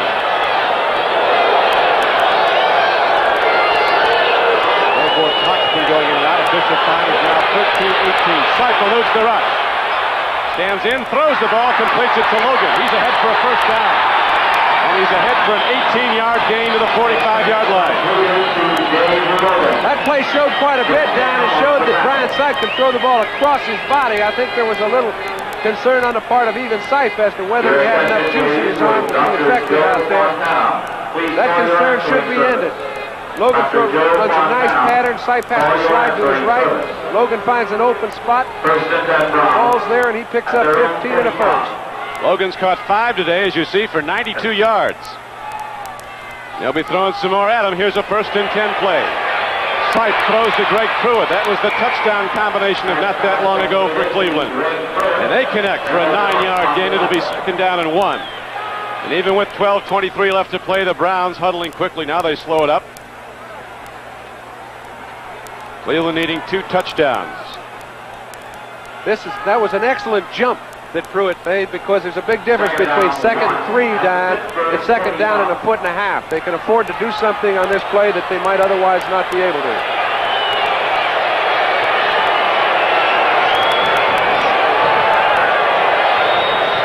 End up to Mike Pruitt. He breaks it. Mike Pruitt's down inside the 30. Cleveland firing off the ball. Deacon and Shepard on the left side. DeLeon. And a 17-yard run from scrimmage by Mike Pruitt. And the Browns start to challenge again. Can you imagine, had they taken it in the last time when they had the fumbled snap and the loss of the ball?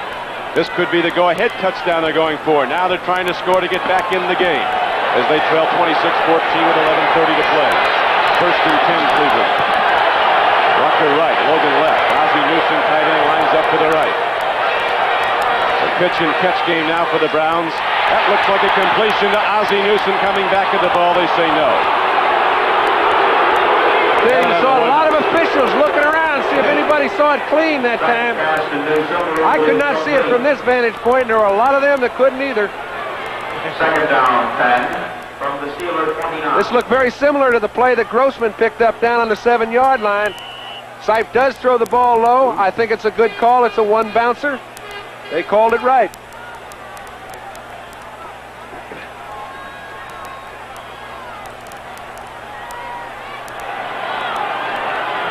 Seif brings his team out of the huddle now. 2nd down and 10 for the Browns, just inside the Pittsburgh 30. 11:14 to go. In motion is Rucker. One comes across with him. Seif drops the throw They're again. coming. Gets it away.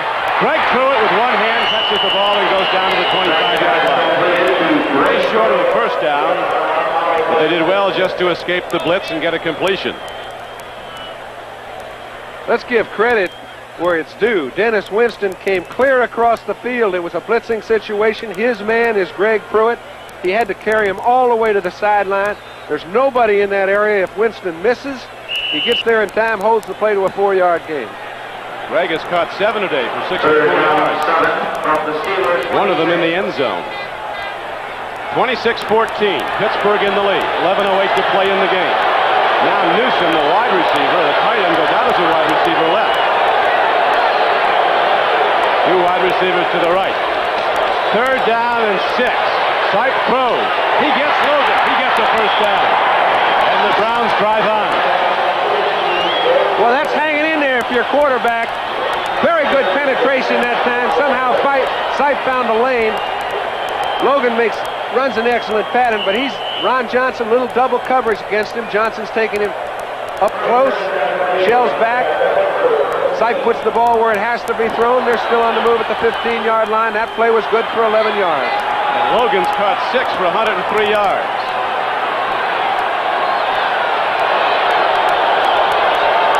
On 1st and 10, Sipe looks again, stands in, timing pattern, end zone. Nobody near it but Donnie Shell. Right safety, he was running back there with Newsom. He's 2nd and 10. Don, before this game started, Sam Ratigliano and Jim Schaffner, the offensive quarterback coach, were hoping that they could get Newsom loose on Donnie Shell. They haven't been able to do it very effectively today. Now, when you get inside the 20-yard line, you know the defense is going to be man-to-man. They close down in there. They're trying to get to Newsom, but Shell's doing a fine job on it. 2nd down. 2nd down and 10 coming up for the Cleveland Browns. Shell comes right up, boy. He takes that tight end down at the line of scrimmage. He challenges it. Now he plays a little bit off Newsom, way off Newsom. Brian Sipe with a 2nd down and 10 play from the 15. Stands in, looks, throws. He's got a man. It's lost. Ball was into Greg Pruitt. He lost it incomplete. So at 10:17 left to play in the ball game, we're going to switch to New York and Bryant Gumbel.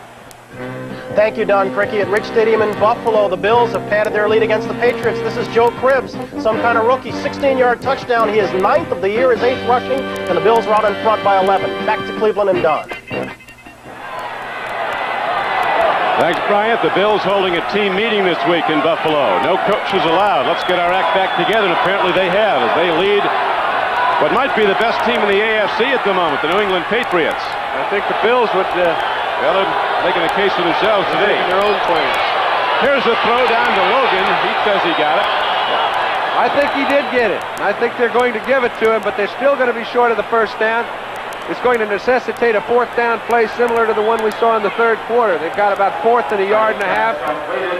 Be interesting to see what they do, Donnie. Now, this is about the only place Sipe can throw it. Yeah, he did get it. I don't know how you could tell, but he Blunt did. has no way to tell. Wagner's knocking the ball out of Logan's hands. He knows he caught it.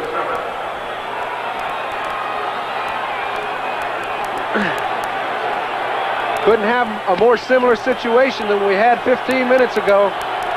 12 points down. 4th down and 2 now for the Cleveland Browns. They look, the throw. Touchdown, Cleveland! What a catch! Greg Pruitt gets another one. And Sipe is flat on his back, but he's getting up. Robin Cole got him on a blitz. That's when being flat on your back doesn't bother you a bit. He went back, they were in a blitz, he had very little time to throw the ball. He had to throw it before Pruitt had turned around. And if Pruitt were not the athlete that he is, he'd have never been able to even get his hand on the ball. He had a hot receiver, there was nobody to pick. The man that hit Sipe is the man that had to cover Pruitt. There is nobody in the area to cover him, but how do you get the ball to him? Great play. That little Oklahoma dandy, boy's got good hands. Look at this catch. Comes back at the ball. The extra point was up and good, so the Browns are right back in it with a lot of time to play. Now it's ruled it was no good. They're waving it off. But still, the Cleveland deficit is 6 points. So a touchdown would tie it up. An extra point could conceivably win it, but the Steelers aren't done yet. We'll be back. Brian Sipe just connected again to Greg Pruitt. Look at this. Looks like an onside kick try. I don't believe it. I don't believe it. I think they're just trying to check them. You got it. They're kicking it deep. It's going to kick it out of bounds also. Cockcroft will have to try it again from his 30. 9:12 left to play in the game. This game, a key game in the AFC Central. This the 61st meeting of the Cleveland Browns and the Pittsburgh Steelers, a rivalry that dates back to 1950. Brian Sipe has been the man who's rallied the Browns time and again last season in their 9-7 year, and this season as they rallied back after losing their first 2 games, 3 of their first 5 to go 4-3, and tie Pittsburgh and Houston for the divisional lead. One of these teams will be in the lead with the winner of the Houston-Cincinnati game today, as this division is airtight. Some call it the best division in football. Of course, the Steelers and the Cleveland Browns both came over from the National Conference to the American Conference for a $3 million fee. Art Modell said to Art Rooney one day, "I'd give mine back to transfer out of this division." Well, I'll tell you what the problem now is. The Browns have caught the Steelers in a situation where they have so many people hurt, a lot of teams can compete. This is a very big game. It can get them running. If you let the Steelers get their head up, when their people come back, it'll be Katie bar the door again. Into the end zone. Cockcroft doing well from his 30. A 70-yard kickoff into the end zone for a touchback. And so with 9 minutes left to play, the Steelers go on offense, leading by but 6 points at their 20. Steelers Brown first and 10 at their own 20. Don, that was one of those mental blunders that you don't see a good kickoff returner make very often. Cleveland gets a 5-yard penalty. The kick returner stays back on the 5-yard line. As a result, the ball bounces in front of them, and they have to take it on the... You have to admire this quality in the Browns of coming from behind, as they've done so many times. As Lombardi said, the hallmark of a great team is a team that comes from behind to win. It's easy to get out in front and run away. You got to come back. That's where you see what you got. Here comes Stott running for the Steelers. Bailing out. Got to head for a few. First and 10 play from the 20. Stops the game clock with 8:55 left to play. It's an overcast day in Cleveland. The lights have been on since the outset of the day. The wind isn't blowing. The chill factor has to be in the 20s. Temperature in the high 30s. And so far, the Steelers have played error-free football. They've not turned the ball over. Conversely, it has been the Browns' undoing so far, but they're still very much in the game. The Cleveland team has turned the ball over to Pittsburgh 4 times. Once on the 6-yard line of the Steelers, and it looked like the Browns were going to take it in. But the Browns rally back. They come from behind them. They trail 26-20. Now the handoff goes to Rocky Bleier. On a 2nd and 6 play, Rocky Bleier gets ahead for about 4. Let's get an update now on what's happening around the league as we go back to New York to NFL 80 and Bryant Gumbel. Thank you, Don Criqui. At the Meadowlands, it looked for a moment as the Giants would fall 2 points further behind. Watch this. Luke Prestridge punting. Alvin Garrett loses the handle in about the 6. Ball into the end zone. Denver tackles him at first. It was ruled a safety. Since ruled a touchback on a muff. Giants still in business, but trailing by 5.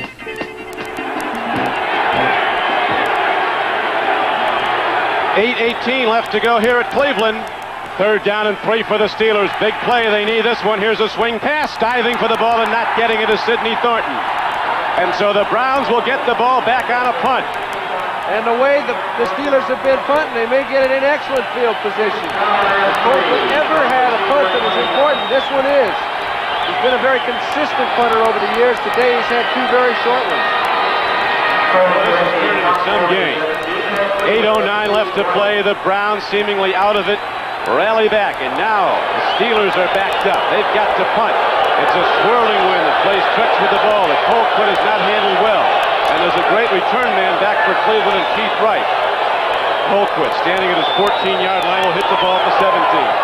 He gets off a beauty.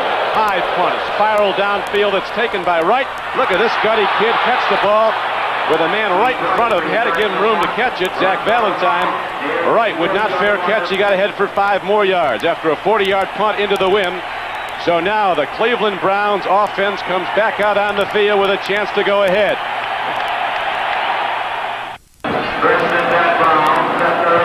Back at Cleveland Stadium with John Brody, this is Don Criqui. The Pittsburgh Steelers are on defense now, leading this game 26-20.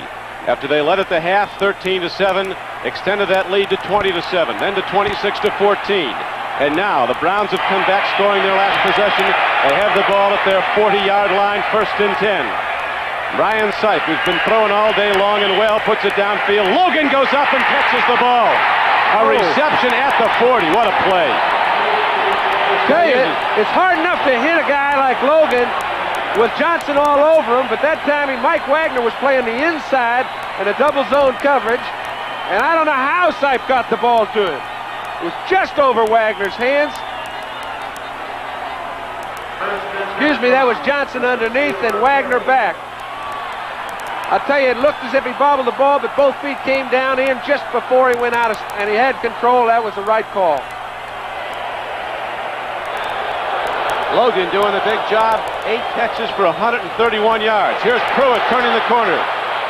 They get him neck high, run him down at the 40. Dirt Winston, the middle linebacker, playing for the injured Jack Lambert, who not only is not in uniform, he's not even here today with a strained knee. They hope he'll be back in 3 weeks. Brian Sipe has put the ball up 40 times. It's hurting to throw now. You remember he injured his shoulder on the one play, but he's still connecting, and he's connected on 25 of 40 for 303 yards and 2 touchdowns.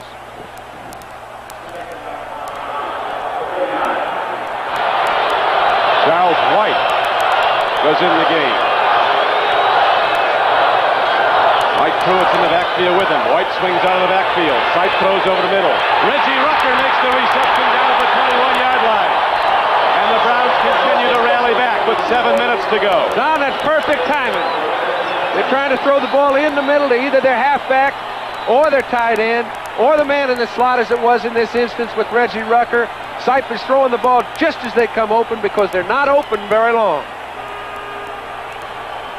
A 21-yard gain and a first down for the Cleveland Browns. 21-yard line of the Steelers. Now the Browns are challenging for the tying touchdown. If they get it, the extra point would put them ahead. But they haven't been automatic today, those extra points. Each team has missed one. Draw. Draw it is. Mike Pruitt carries on 1st and 10, runs it to the 18-yard line. L.C. Greenwood, 68, was on the stop. So Sipe, who really establishes the pass, then throws in some runs. He never establishes the run, and he hasn't done it all day long. I mean, don't try to establish something you didn't break.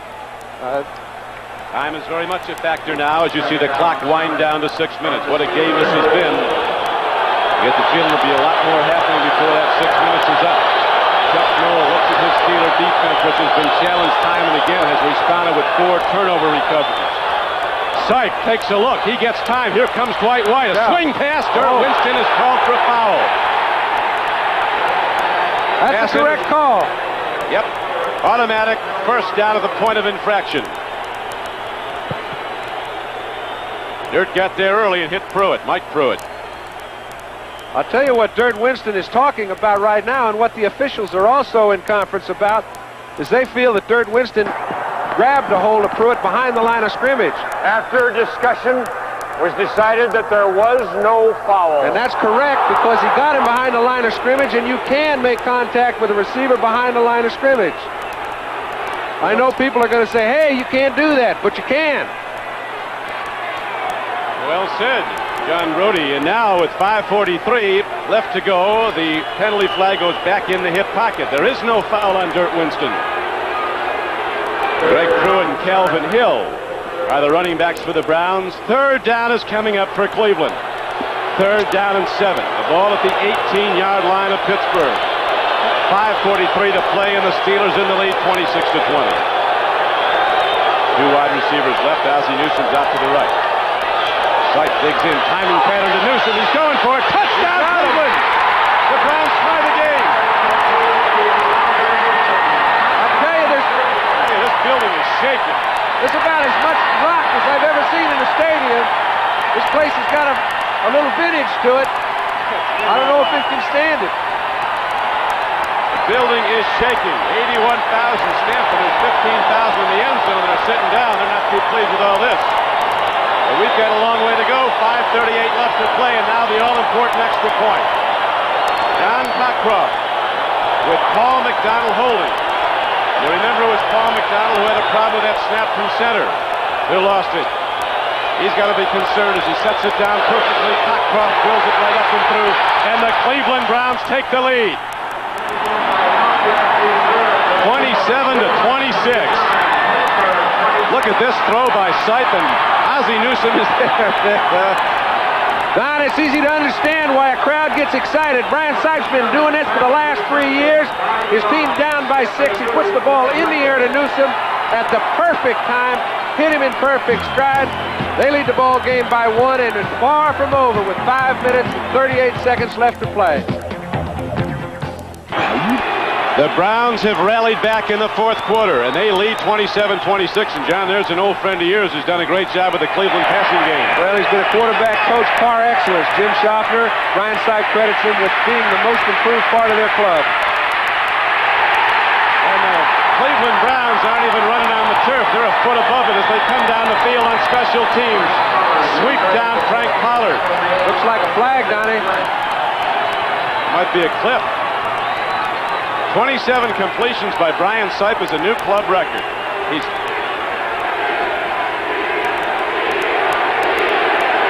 hit 27 of 43 for 339 yards and 4 touchdowns. Well, how many did he have last week? Something like 390? Last week he went for 390. Correct.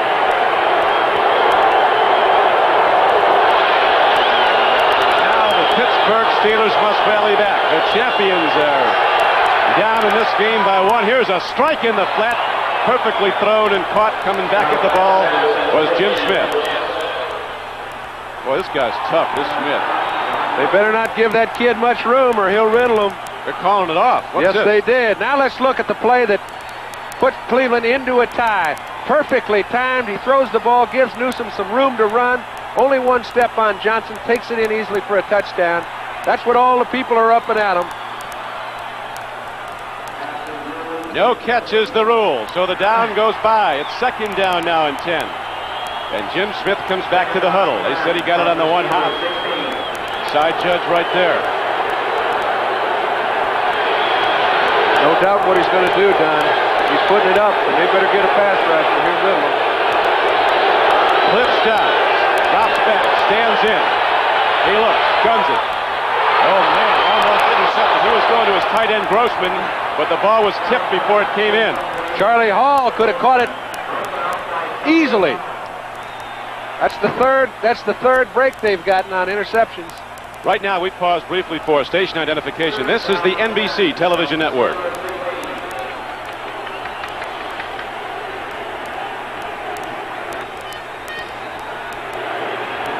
Now the pressure is really on Stout and the Steelers. Third down and 10 coming up. Chuck Noll has seen his team the pinnacle of the game 4 times. Lyle Alzado. Tell you, there's a guy that once he made his move, he forgot to stop. Yeah, they're going to call it against Pittsburgh. So it becomes 3rd and 15. Look at these Browns slapping hands, but they've not got it won yet. 5:09 to go. We've got a long way to go. Last time it was 3rd down and 20. Offense. Remember where Stout put it. Theo Bell ran it down to the 3. 71-yard gain, that's right. That is a very good point.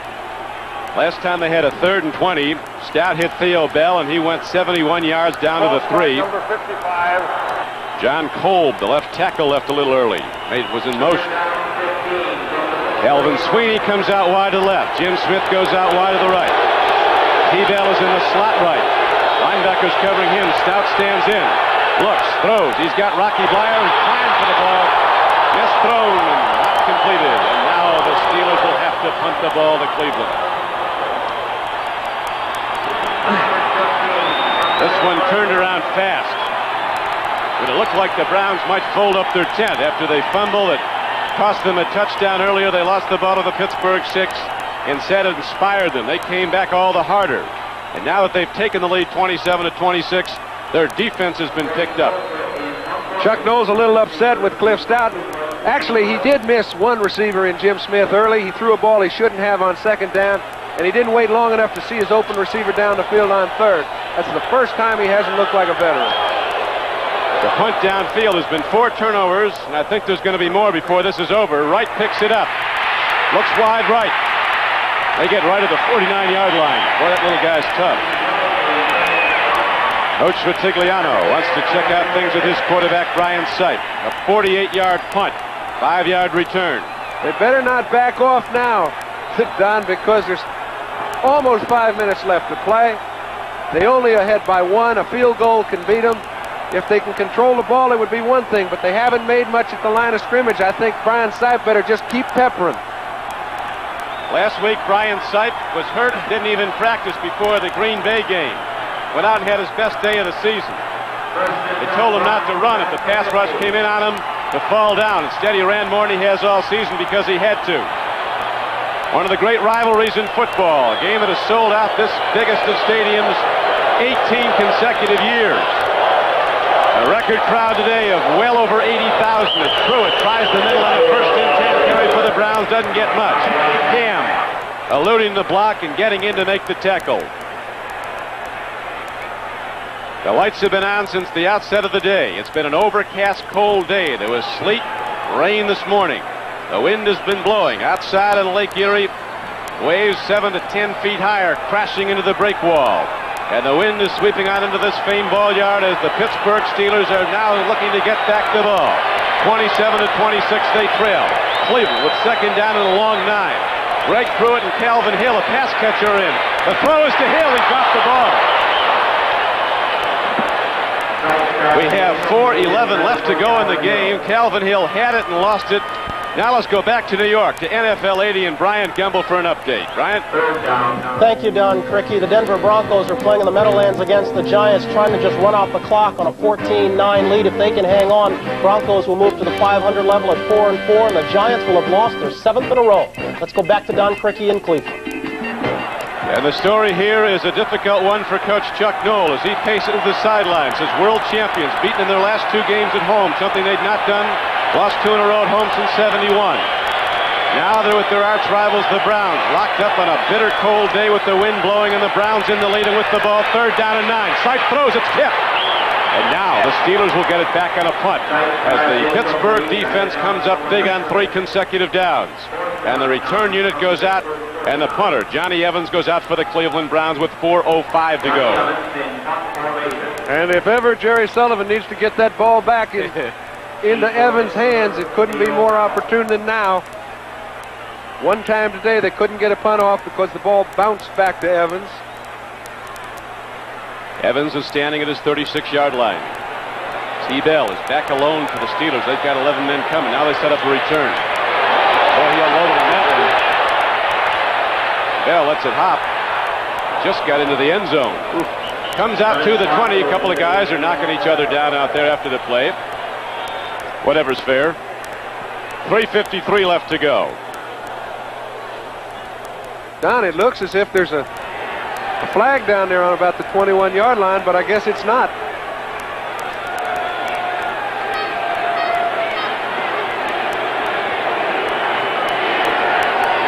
Next week on NBC Sports, it's exciting doubleheader action. So start your day with NFL 80 and host Bryant Gumbel bringing you up-to-the-minute news, scores, highlights, and more, including Pete Axtell's report on football gambling in America.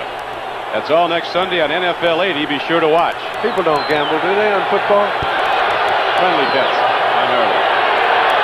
Here's a swing pass to Rocky Bleier.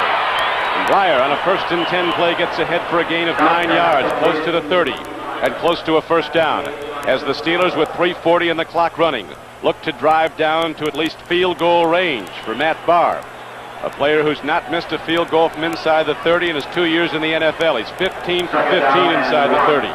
From the 29. The way these Browns strike long distance, the Steelers don't want to get a field goal and then leave Cleveland a lot of time to come back. They'll take their chances. Here's another one to Bleier. And the former Notre Dame captain again takes it ahead for a 1st down. An 11-yard gain out to the 41. Rocky Bleier in his 12th year. Don, they're going to throw that pass until they stop it. That's the best ball control pass in the game. It only takes 8 yards to get the completion. They're giving it to a very dependable back in Rocky Bleier. 2 in a row, they better find a way to stop it or he'll just keep doing it. So knock to Rock. He's standing in there with Hawthorne, the other setback. Now they go to Hawthorne. He's a power back. Demonstrates it there. Thundering ahead from the 41 to the 46. And the clock continues to run. 2 minutes and 35 seconds left to go in the game. Cleveland 27, the Pittsburgh Steelers 26. The Steelers trying to drive to field goal range. The Cleveland Browns have not beaten the Pittsburgh Steelers the last 7 meetings. 11 of the last 12 Pittsburgh has won. Not since October 10th of 1976 has Cleveland beaten its arch rival Pittsburgh. Right now the Browns holding to a 1-point lead, but the Steelers are moving. Stout stands in. Oh, Ron Bolton took a look at that one, but it came in low. Jim Smith turning out went down. Clock stops, 2:08 left to play. It'll be 3rd down and about 4.5 to go for the 1st down and the next down. They're going for it in 2 plays. You can bet there will be no punting team on 4th down and 4. Matt Barr standing over there getting a little bit nervous. He's got a little bit of time to wait. How about those Buffalo Bills? People thought they were going to go into a swoon. Come out and pop New England today, 31-13. So the Bills go to 6-2. The same record that the New England Patriots have as they are tied at the top of the AFC East. 3rd down and about 5. The down looks as has a problem. Throws on the run. It's intercepted by Cleveland. Ron Bolton has the ball. The Browns intercept and have the ball at their 41-yard line with 1:57 to play. Ron Bolton got it. Don, all day long, we've seen Cleveland miss easy interception tries. That's one play I didn't even think Bolton had him play on.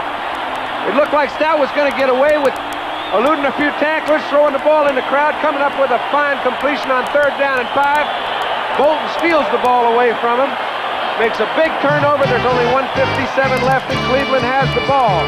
You know that ball's going right home to the Bolton household. His first interception of the year, and it's a real big one. We'll be back at Cleveland Stadium after this.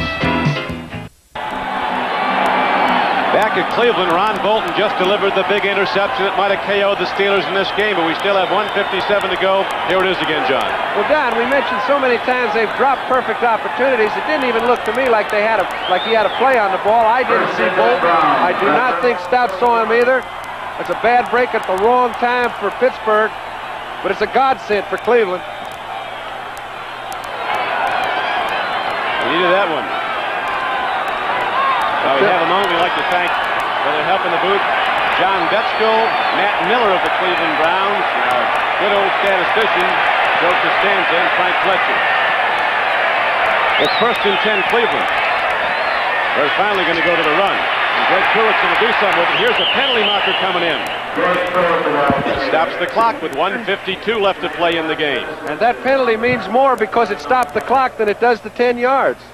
There's still 1:52 left. Pittsburgh still has 3 timeouts. If they can keep Cleveland from making a first down, they'll have over 1.5 minutes to get the ball down the field.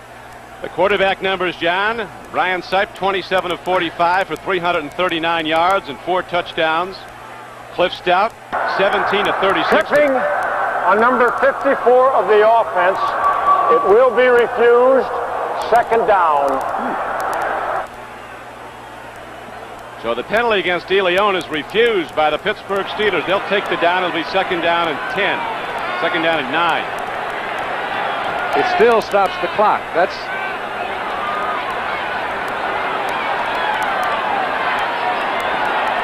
2nd down, 8 from the 43. Cliff Stout, 17 of 36 for 276 yards. not bad for your first day at the office. First start. 4th year in the league. Handoff goes. Nothing there. Pruitt tries the middle, and the Pittsburgh Steelers shut it down. Timeout, says Coach Knoll. So the Steelers are allotted one of their 3 timeouts. Cleveland wins it. They'll be up 5-3. Pittsburgh will drop to 4-4. Houston and Cincinnati are locking up today. That'll be interesting. This Cincinnati's going to beat some teams before they're done. Well, they've just beaten some teams. They beat the best team twice. Shut out the Vikings last week. Remember, that's speculation. This yes, isn't over. sir. This baby has a lot of time. It's last 2 minutes of a ball game when it's this close or seem like an eternity.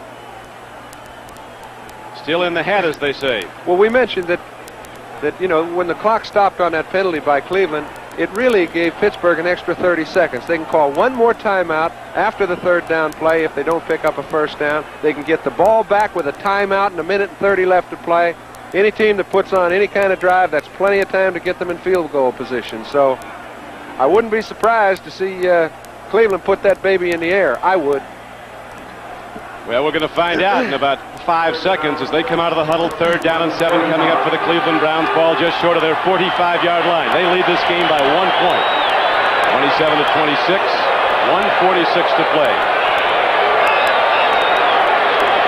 Extending the group. Brian Sipe stands in, lets her go. He's got a man. The ball is complete for a first down. Willis Adams, who hadn't done a whole lot, does something real big right here. His first reception of the day. There are penalty markers down, however.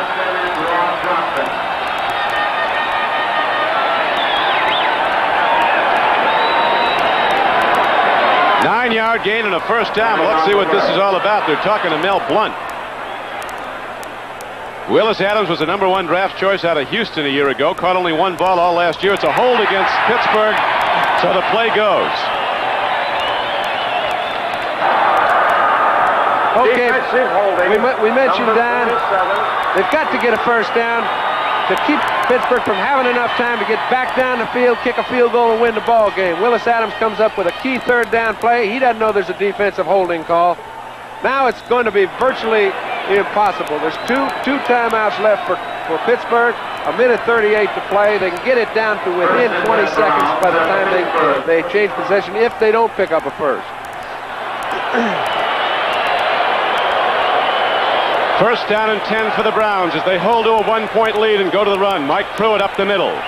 Rashes ahead for close to 5 yards. Down near the Steeler 40-yard line. And the clock runs. 1:25 left to go. Now stop it at 1:27.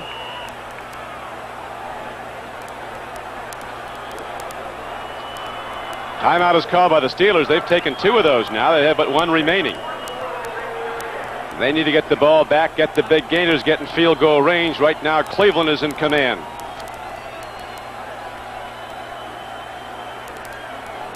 At Cleveland Stadium, this is Don Criqui with John Brody.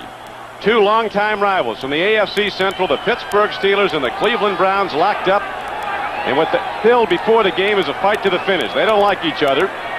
They play great football games. We've had one today, and the Browns are holding to a 1-point lead, 27-26. John? Don, most of the players on the Cleveland roster have never beaten Pittsburgh. I wouldn't like them too well either. You know, they've been beaten 7 times in a row by them. It's a chance for them to get their first taste of victory against their arch rival. Of course, there are a lot of people that haven't beaten Pittsburgh too often. Mel Blount was the man called for holding. Mike Pruitt hits 81 yards and 16 rushes for Cleveland. It's second down and 5 now for the Browns. 1:27 left to play. Pruitt up the middle, didn't get there. He third down at about 2. But again, the clock winds down. Tackle made by Steve Burnett. Now we have a timeout called again. You bet. They're going to take their last chance. I mean, if they do stop them on third down in about 1.5 yards, they will not be able to have the clock stop. They can run it down to within about 40 seconds left to play. On fourth down, I'd be curious to see whether they punt the ball or not. Yeah, that'll take some conversation before they decide that. Yeah, there's a good chance they wouldn't. They might not come to fourth down, though. There's a good chance they wouldn't. Got 3rd and 2. There might not be a fourth down if this third down is a conversion for a first. I think I'd try to pick up the first down. That will be it, because the Steelers are out of timeouts. We're getting it down ahead of ourselves. 3rd and 2 is a pretty big play. They know they can ice it if they can make a first down right here. It's at the 37-yard line of Pittsburgh. A lot of people taking the mic down there on the floor. Vitigliano's talking, Schaffner's talking. I saw 4 or 5 players putting in their 2 cents worth. Sipes, the guy's got to sell it, though. Let's see what he goes to now on 3rd and 2. Might be Pruitt, the fullback, aligned directly behind him. Charles White. He got there. He didn't get there by much. Steelers don't think he did. Bring up 4th down. The one thing I'm sure they won't try is a field goal.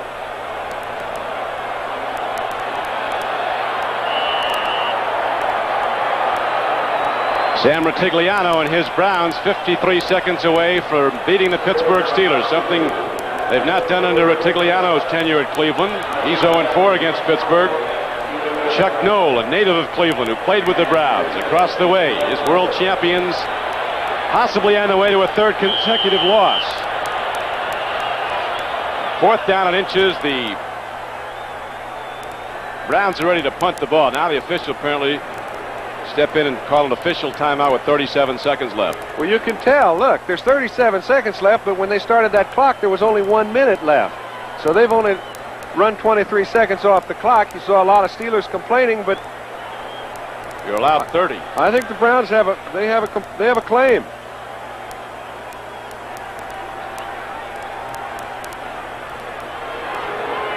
Tell you, Sam and his guys, boy, there'll be a party tonight if they get this one. Having a problem with the clock they have had all day. Scoreboard clock shows 37 seconds to play now. Remember the last time Evans kicked the ball, put a shot into it, into the end zone for a touchback. 47-yard punt.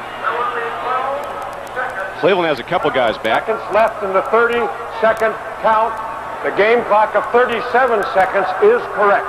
That's right, Donnie. They've got 12 seconds left on the 30-second clock, which means they can run it down to 20 to 25 seconds.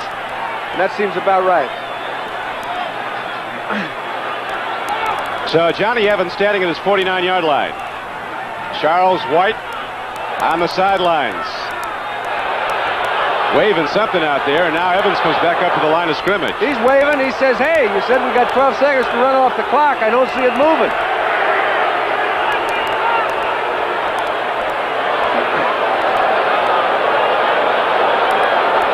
They're just going to wait for a delay of game penalty. They're going to take the 5 yards, but they want the 12 seconds off. I have a little problem getting on the same page here now.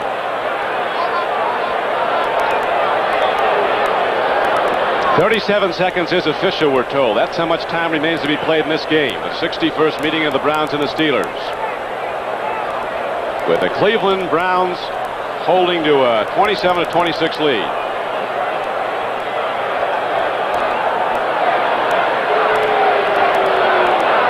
They're going to run it off.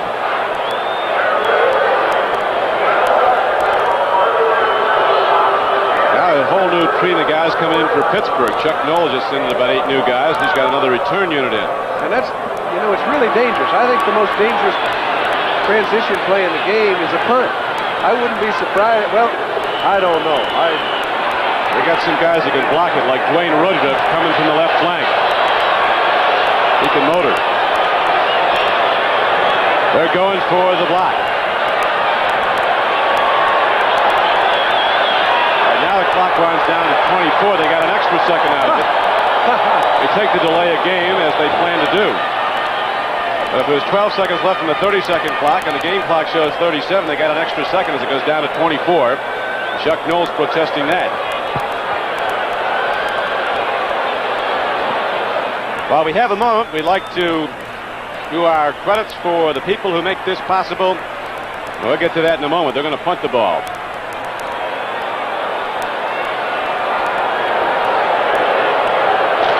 Hard snap, hard kick, line drive. T. Bell takes it on the run at the 11.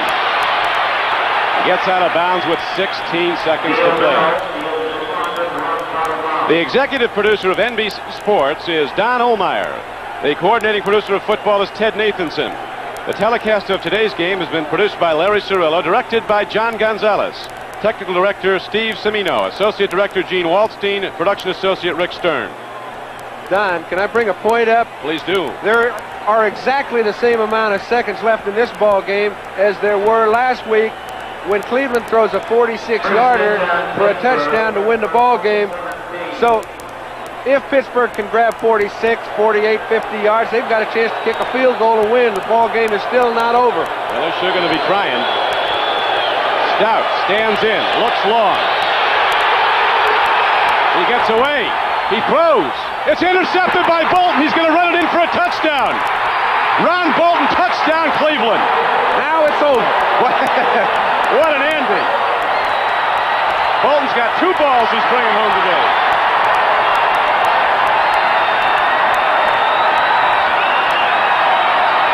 Hey, somebody's hurt down there from the Cleveland side. They better get some control for this crowd because Bedlam could break loose here. John, one area that's cleared out of this stadium right now is the end zone at the other side where the Steeler fans were. Well, I can understand that. Listen, Pittsburgh played a very fine football game, and Cliff Stout played about as well as I've ever seen a kid play in his first football game. I think they did not count that because, you know, it's a good rule that they put in, and I was surprised they didn't call it. Now they are calling it. Stout was in the grasp of a tackler. Oh, the interception does not go. The referee was on top of the play. The interception is negated. Official whistle blows here. That's a good call. But with 4 seconds, he's got to hit a home run. Yep. Well, there's no play that you can get far enough down the field in 4 seconds to have a chance. They've got to score a touchdown. Timeout, charge to Cleveland. Cleveland takes a timeout. Want to be sure they have their stuff together for this last try. They'll have guys playing 50 yards back down. Chuck Noll is still trying to get the attention of Cliff Stout. Second down, 15. About the only case they have is if they put a Hail Mary down there, it'll get a penalty. Yeah, the game can't end on a penalty, so conceivably the Steelers could get 2 long plays off. One if there's a penalty out of it, then another after time has elapsed. The game cannot end on a defensive penalty, nor can a half.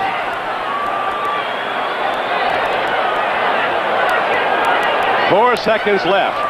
The wind has subsided somewhat. Flag is down now. It's been swirling. I'm not sure some of the Browns feel that this game can ever end. It's been a full workout. Well, you don't find many 3.5-hour football games. They're all standing in Cleveland as the Browns are 4 seconds away from beating the Pittsburgh Steelers for the first time since '76. Stout with wide receivers set all over the field. He's got 4 guys are going to be running deep patterns. He's got the long arm and he needs it. There's the gun ball. Jim Smith catches it. And there he is down at the 47-yard line and time runs out. And the Cleveland Browns upset the Pittsburgh Steelers. Art Modell with something to celebrate, as do the packed house that came to Municipal Stadium, Cleveland Stadium. Cliff Stout gave it a good shot. He played a heck of a game. But the Cleveland Browns prevail, rallying from behind to win 27-26. Now to New York and Bryant Gumbel. Thank you, Don Criqui. Great ball game. So the Steelers have now lost 3 straight, but on this 8th Sunday of the NFL season, you should know that the Bills have beaten the Patriots. The Giants have lost their 7th straight. The Saints have moved to an 0-8 mark after 8 weeks, and the Falcons have upset the Rams. We'll get to the scores and the highlights of Week 8 in the Budweiser NFL Report following these messages from your local station. AFC East by coming from behind to beat the New England Patriots 31-13. We've got scores and highlights in the Budweiser NFL Report, brought to you by Budweiser. For all you do, this Bud's for you.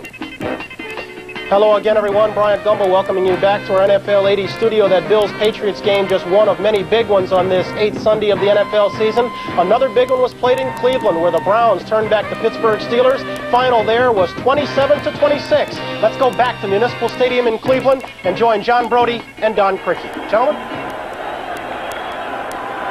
Don Criqui with John Brody back at Cleveland, Ohio, where the upset has been made by the Cleveland Browns, and the man of the hour is Brian Sipe, quarterback for Cleveland.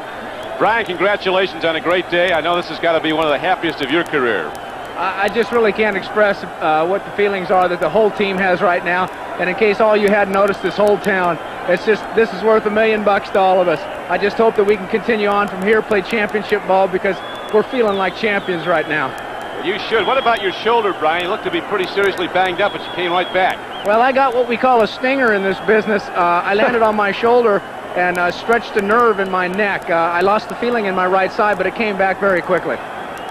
Brian, I've got to ask you, you've thrown for over 300 yards 2 weeks in a row. It looks like you've been the personality of the Cleveland Browns.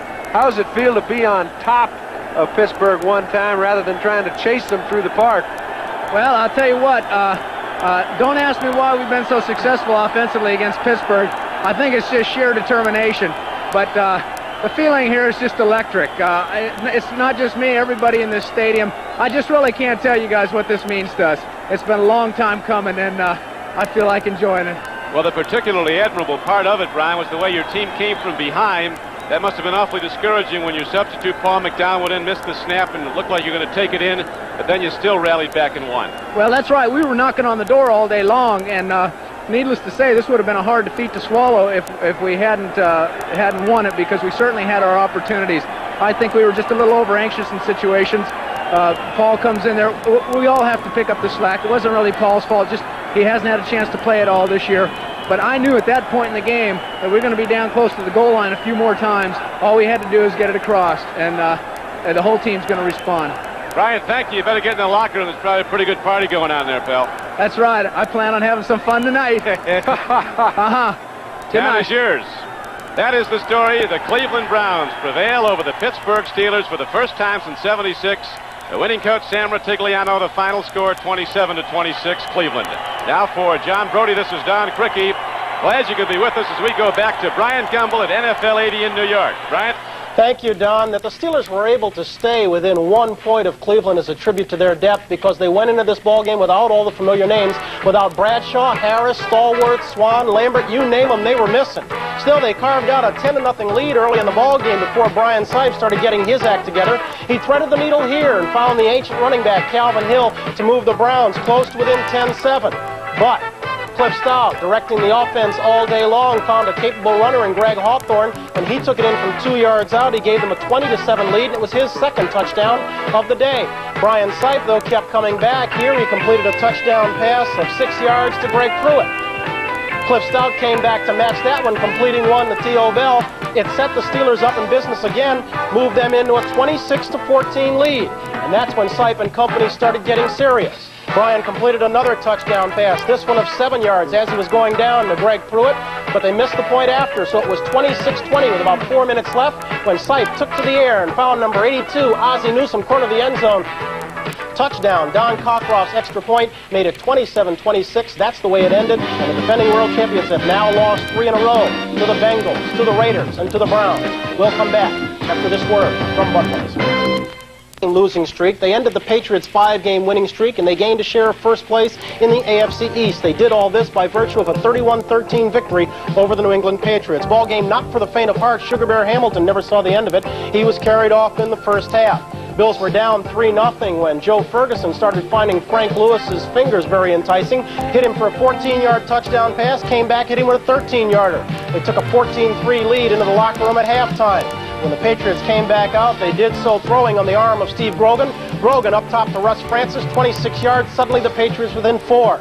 But a Greg Cater punt sealed New England down to the 1-yard line. The Bills' defense took over from there, and the Bills coasted home with a victory 31-13. Fourth quarter star was Joe Cribbs. He had 118 yards in the day, 2 touchdowns of 16 yards and 5 yards. The rookie from Auburn now has 10 touchdowns on the year, 9 of those by rushing. Chuck Knox's Bills into a share of first place. They beat the Patriots 31-13. The Giants aren't beating anyone of late. They had it all going for them today. They were playing at home against a Denver club that's having its problems. Still, the Giants lost their 7th straight, final in the Meadowlands 14-9.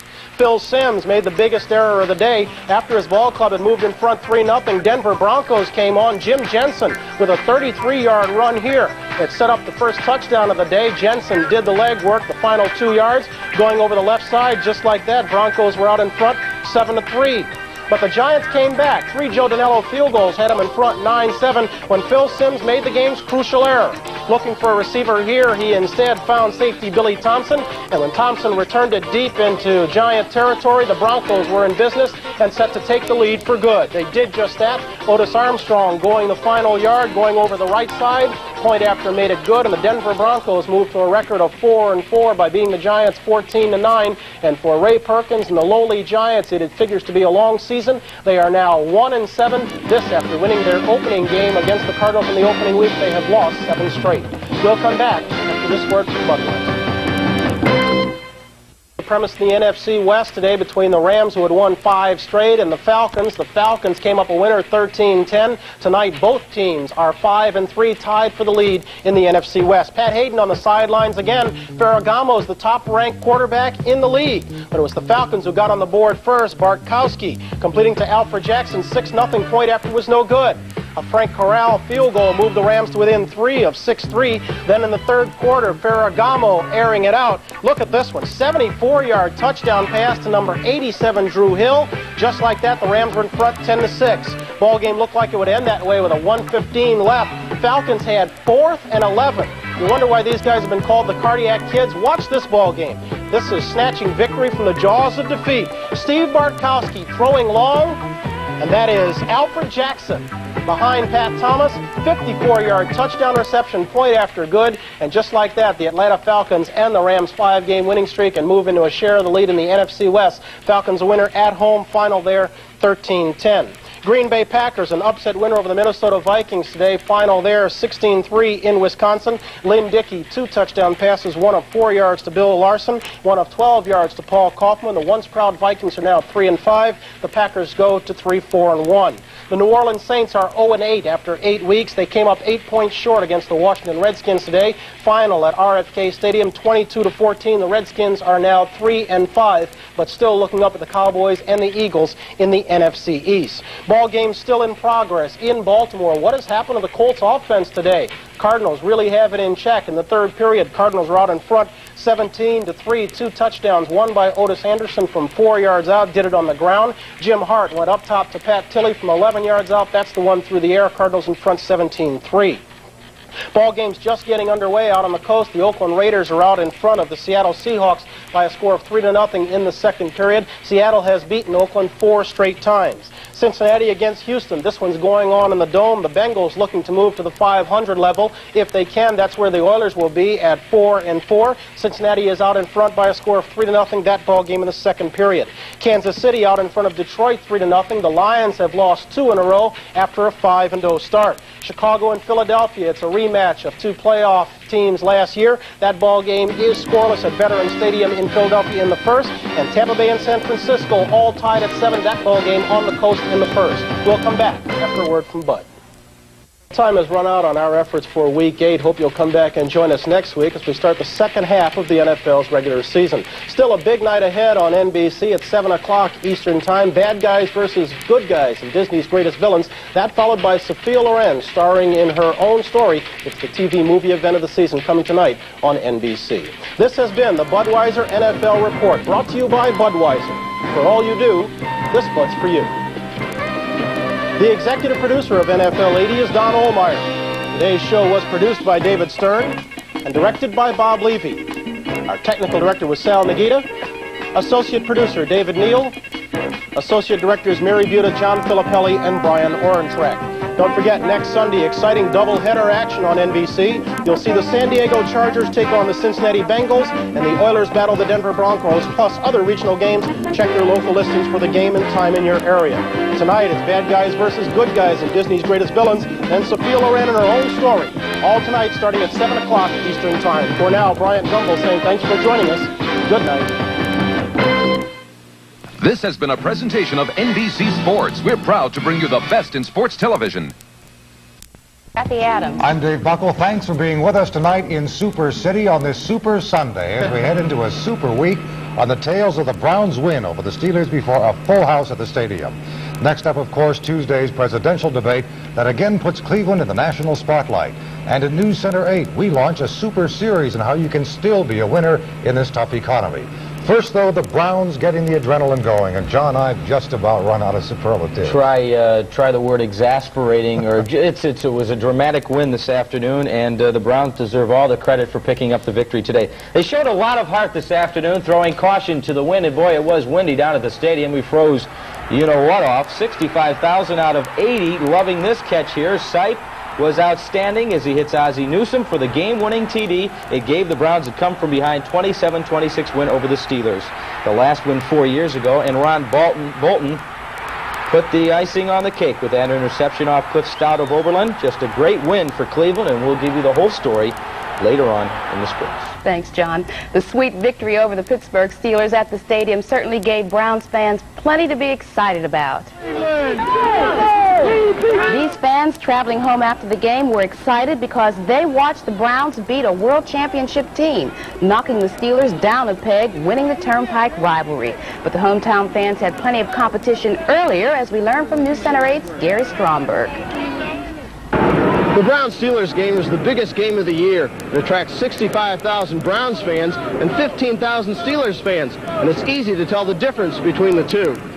Browns fans are sophisticated, well-mannered, and behaved. Steelers fans are, for the most part, animals. Before the game, Browns fans sip champagne out of silver goblets. Steelers fans guzzle Iron City beer out of the bottle. Browns fans are literate. The Browns are the far superior team and without doubt should come out victorious. Steelers fans use improper English and tend to get overexcited. Oh, you know that, the Steelers. I got this railroad hat on because we're going to take them out on those tracks right out there. Railroad them out of time. Browns fans stay warm by wrapping themselves in luxurious mink. Despite a chill factor of 16, Steelers fans run around in T-shirts. Browns fans are attractive. Steelers fans are not attractive. Browns fans are enthusiastic and down to earth. Steelers fans are conceited and obviously have big heads. Actually, there are no class differences between Browns fans and Steelers fans. The only important thing is that the Browns outclassed the Steelers on the playing field today. That was the greatest game I've ever seen in my life. They finally beat them. Cleveland's winning spirit will carry on beyond today's game. Wayne Dawson has that story.